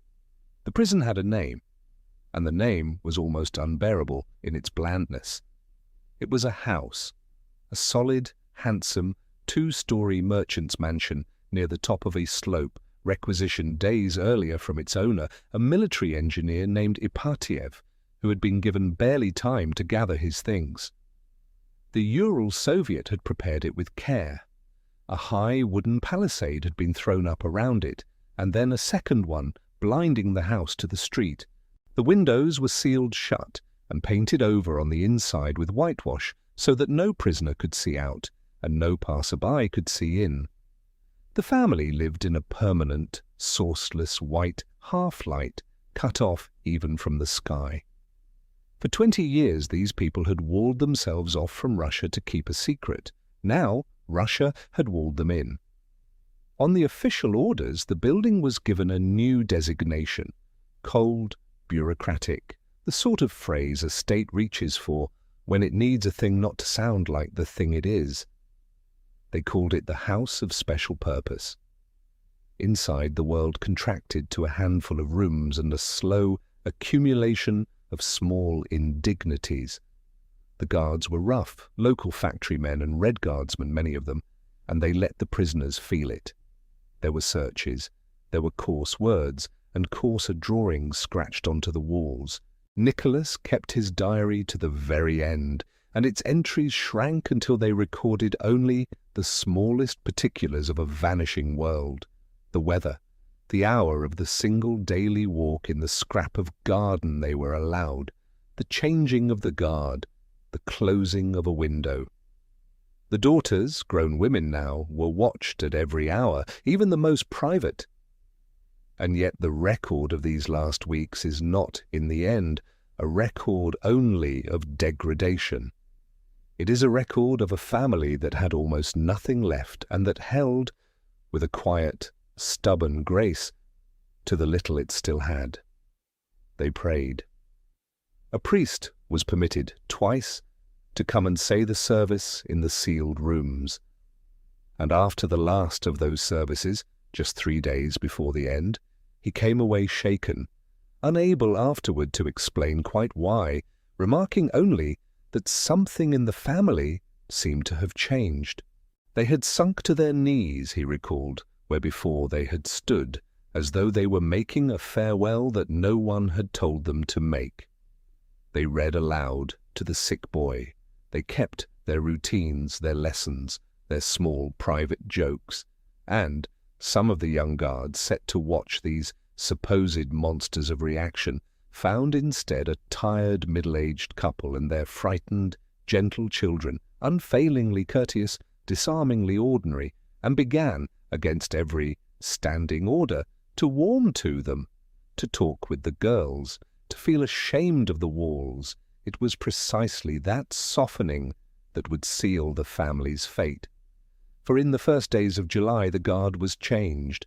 The men who had grown too friendly were pulled back from the inner posts, and command of the house passed to a new man, Yakov Yurovsky, a watchmaker and photographer by trade, a hardened revolutionary, an officer of the new secret police.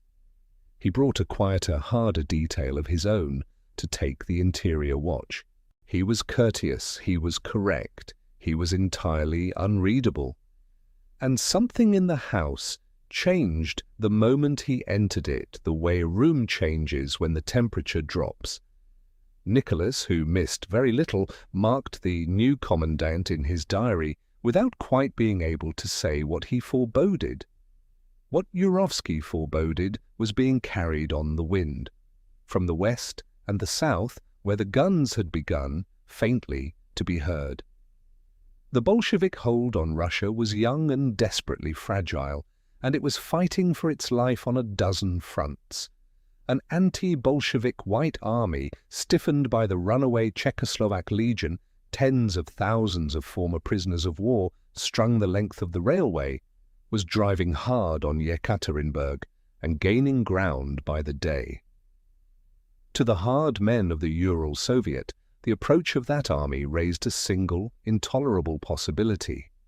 If the city fell, the Tsar might be taken alive, and a living Tsar, freed by the Whites, would cease to be a broken prisoner behind a whitewashed window and become something far more dangerous. A banner, a rallying point, a living flag around which every enemy of the revolution might gather. Turned over in secret, in guarded rooms, that possibility hardened week by week into a decision. The family could hear the same guns. They read them only as hope. Hope, in those last weeks, came to them in secret, and it was poisoned at the source. A series of notes written in French, smuggled in with the food, reached the family from a man who claimed to be a loyal officer at the head of others devoted to their rescue, urging them to be ready to watch for a signal to have a window unlocked on the appointed night.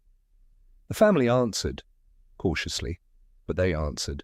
It is now generally accepted that the entire exchange was a trap, composed by their own captors to learn whether the Romanovs would reach for escape, and perhaps to furnish a pretext for what had already, in secret, been decided. They kept watch by the window for a rescue that had never existed. Even their hope had been issued to them by the men who meant to see them dead. On the night of the 16th of July, 1918, they said their evening prayers and went to bed as they had on every other night in that house. Nicholas read a little. Outside the sealed and whitened windows, the northern sky of a Russian midsummer never wholly darkened. And a little after midnight, in the deepest quiet of the short night, the household was woken and quietly told to dress. They were told it was for their own safety, that the white armies were close, that there had been shooting in the streets, that they must wait downstairs until the cars arrived to take them to somewhere safer. It was a lie, and it was almost gently told.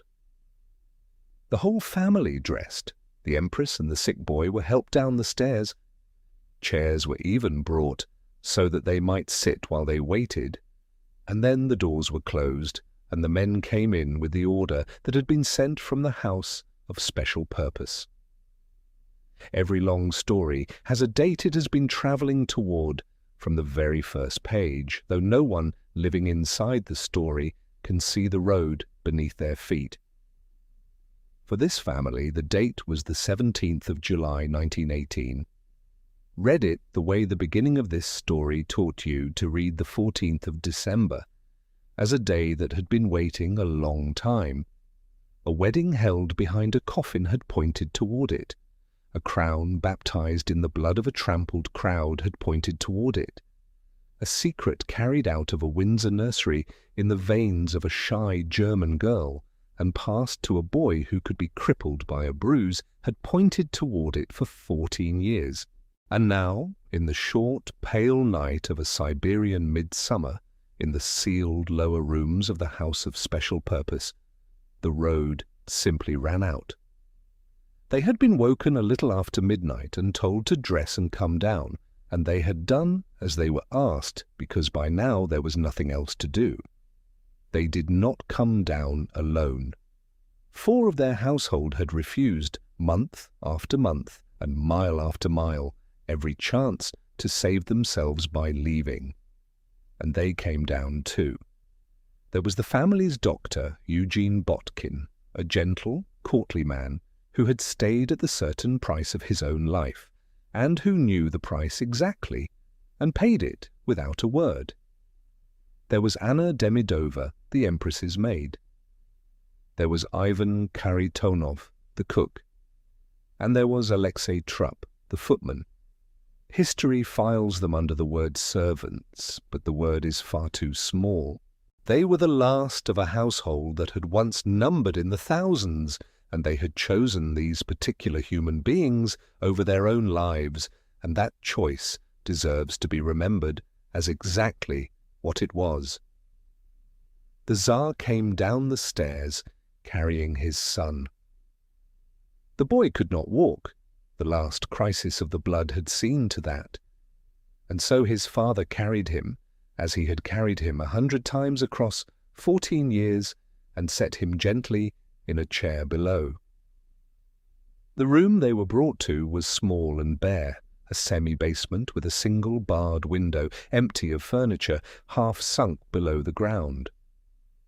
The Empress asked for chairs. It was the reflex of a whole lifetime of ill health. She was tired, the boy was ill, and, strangely, the request was granted. 2 chairs were carried in.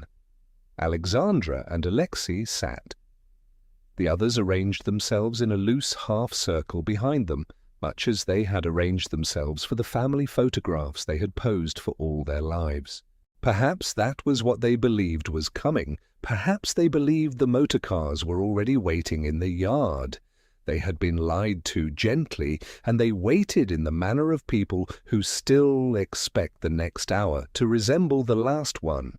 Then the commandant came into the room with an armed detail behind him and read a few sentences from a paper in his hand. Their relations had tried to save them, he told them.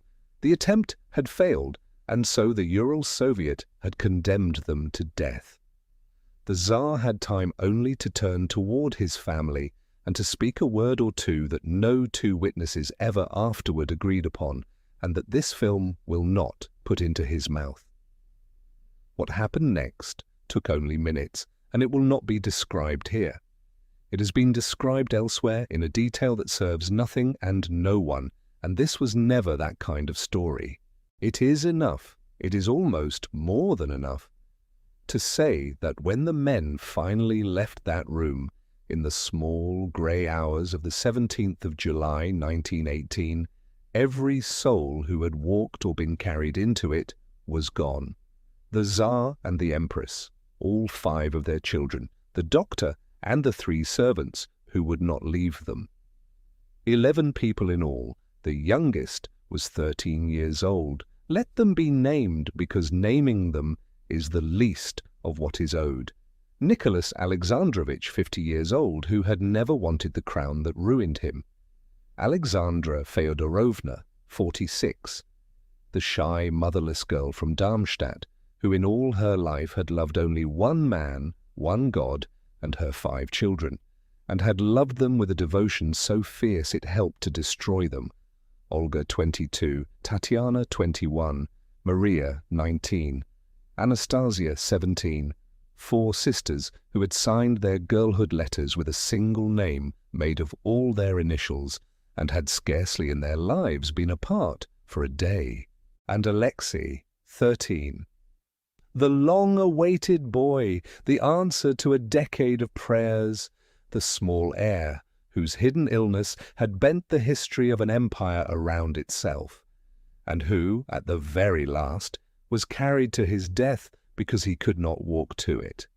The men who did it understood, even as they did it, that they had done a thing the world would not easily forgive, and so they did not tell the world the truth.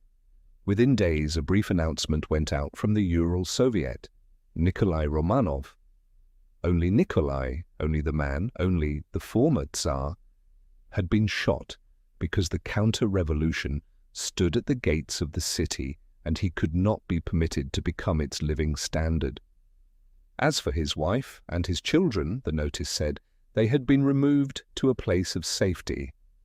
It was the second gentle lie in as many days, and this one was built to last. Alexandra and the 5 children had not been removed to safety or anywhere, but the state had decided that the world would be told they lived. And a rumor, unlike a family, is a very hard thing to kill. The rest was done in the dark, across 2 long and exhausting nights. The bodies were carried out of the city to a stretch of marsh and birch forest near the hamlet of Koptyaki.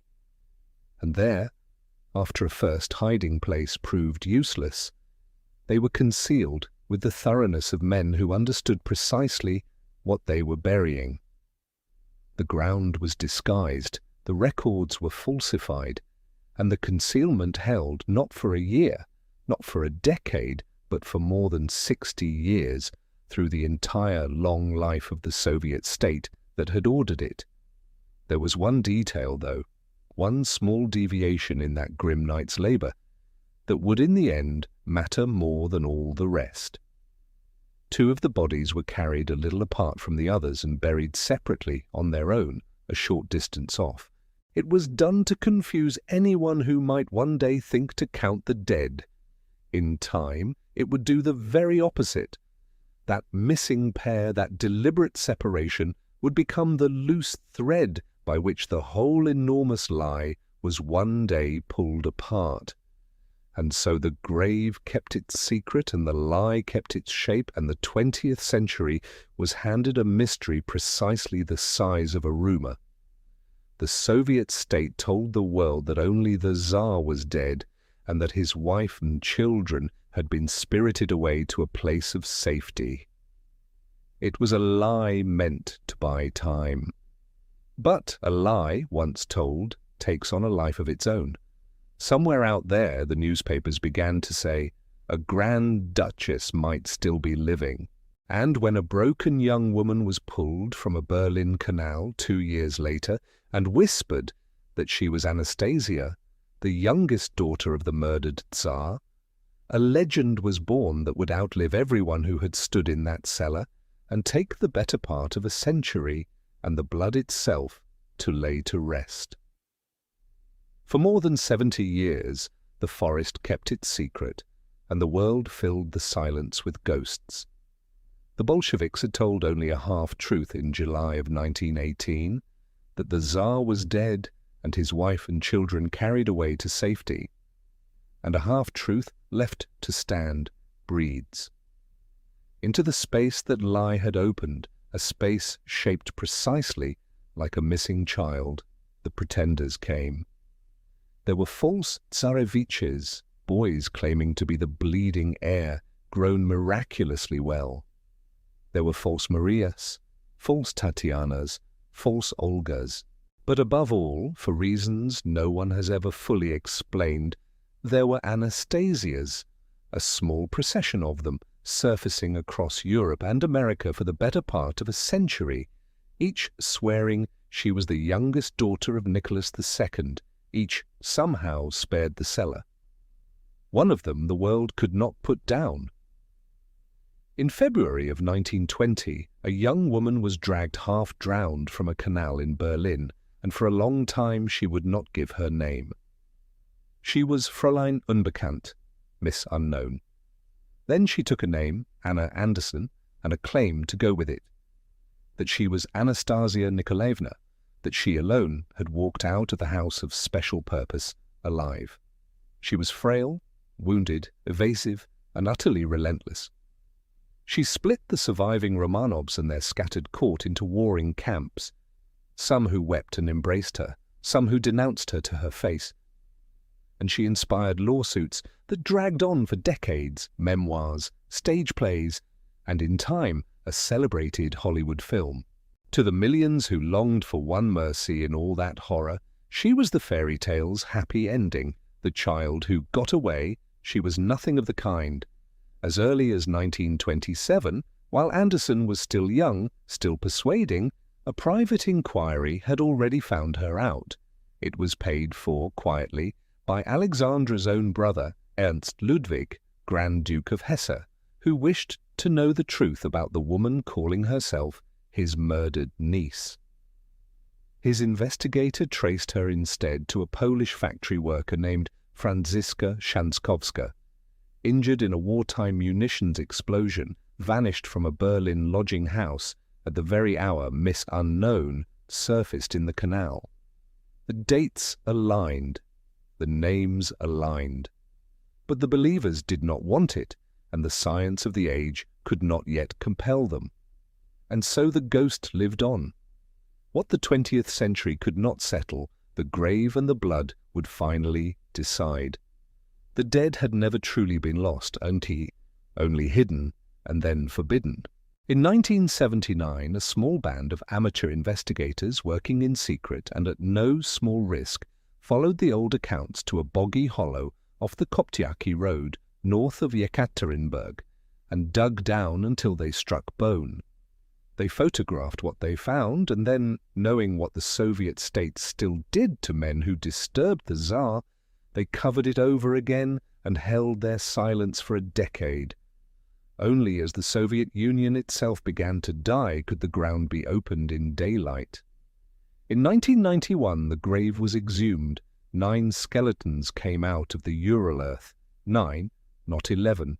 The Tsar was there, and the Empress, and 3 of their daughters, and the doctor, and the servants who had died beside them.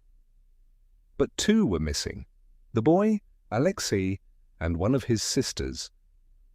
For the first time, the old lie had a physical shape, a gap in the ground exactly the size of the story that would not die. Then came the science that had not existed when Anna Anderson first told her tale. Through the early 1990s, geneticists drew from these bones what remained of the family's DNA and set it against the blood of the living. The maternal line ran clean and unbroken out of the Empress's German kin, down through the children of her sisters, and one of those living descendants was Prince Philip, the Duke of Edinburgh, a grand-nephew of the murdered Tsarina. His blood matched the bones. Nicholas, Alexandra, 3 of their daughters, named, confirmed, real. And the same test turned, at last, upon the ghost, undid her. Anna Anderson had died in 1984 and been cremated, but a hospital had kept a sample of her tissue from an old operation. In 1994, they tested it. Her DNA did not touch the Romanovs at a single point. It matched, instead, the family of Franziska Szankowska, the lost Polish factory girl, precisely as a grieving brother's detective had said 67 years before. Anastasia had not survived. The stubborn, kindly dream of a century was over.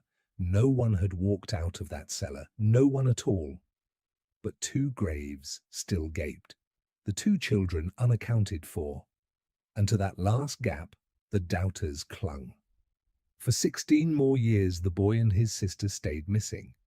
Then, in the summer of 2007, searchers turned the soil about 70 meters from the first pit and uncovered a second, smaller one, and in it, the burned and broken remains of 2 young people. The laboratories went to work once more, and the answer came without hedging. The last Tsarevich, Alexei, and the last of his sisters. Parents and all 5 children were accounted for at last. Scattered across 2 pits in one forest for 90 years, the family was, in the only way now left to them, whole again. And then the bones gave up the last secret of all, the one this long story had been about from its very first breath. In 2009, geneticists reading the recovered remains found it, the flaw itself, spelled out in the family's genes. Not a vague inherited weakness, but the exact defect and a single fault in one of the genes that command the clotting of blood, the rarer strain the physicians would come to call hemophilia B. It was there in Alexei's bones, the disease that had governed his short life, and, through him, the last convulsions of an empire. And it was there, silent, in one of his sisters, a carrier exactly as her mother had been before her. Follow that thread back, and it runs clean out of Russia, back past the cellar in Yekaterinburg, past a wedding that felt like a funeral, past a shy child weeping at a graveside in Darmstadt, all the way to an English nursery, and to the old queen we followed in the last film, who had wept over a bleeding boy of her own, and never once guessed that the source was herself. Queen Victoria's hidden inheritance, the poison she had carried without a mark and passed, unknowing, into half the royal houses of Europe, had been read at last, more than a century on, in the bones of the great-grandson it had helped to kill. There was in the end a kind of homecoming. In 1998, 80 years almost to the week after the murders, the Tsar, the Empress, and 3 of their daughters were carried into the Peter and Paul Cathedral in St. Petersburg, the marble vault where the emperors of Russia had lain since Peter the Great, and buried there, with their names and their prayers restored, the President of Russia himself standing bareheaded among the mourners. The 2 children found later still wait even now to be laid beside them, and the church that Nicholas and Alexandra had loved so fiercely made them saints, first among the exiled faithful abroad in 1981, and then in Russia itself in the year 2000, declaring them not martyrs for the faith, for they had not died for their religion, but passion-bearers, souls who meet an unjust and violent death with the meekness of Christ. Legend had made them a fairy tale and then a ghost story. The grave and the blood gave them back to history, a family frightened and faithful and human, undone in the end by the very love that had tried to save them. Anastasia did not escape. No one escaped. The last thing the Romanovs ever gave to the world was the truth.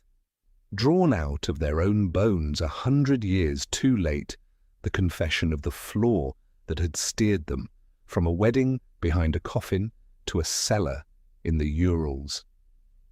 Queen Victoria had carried a poison in her blood, out of an English nursery and called it love and family and the future of her dynasties. It ran its full course at last in the veins of a boy in Yekaterinburg. The crown remembers the fairy tale, the blood remembered everything, and that is the truth behind the crown.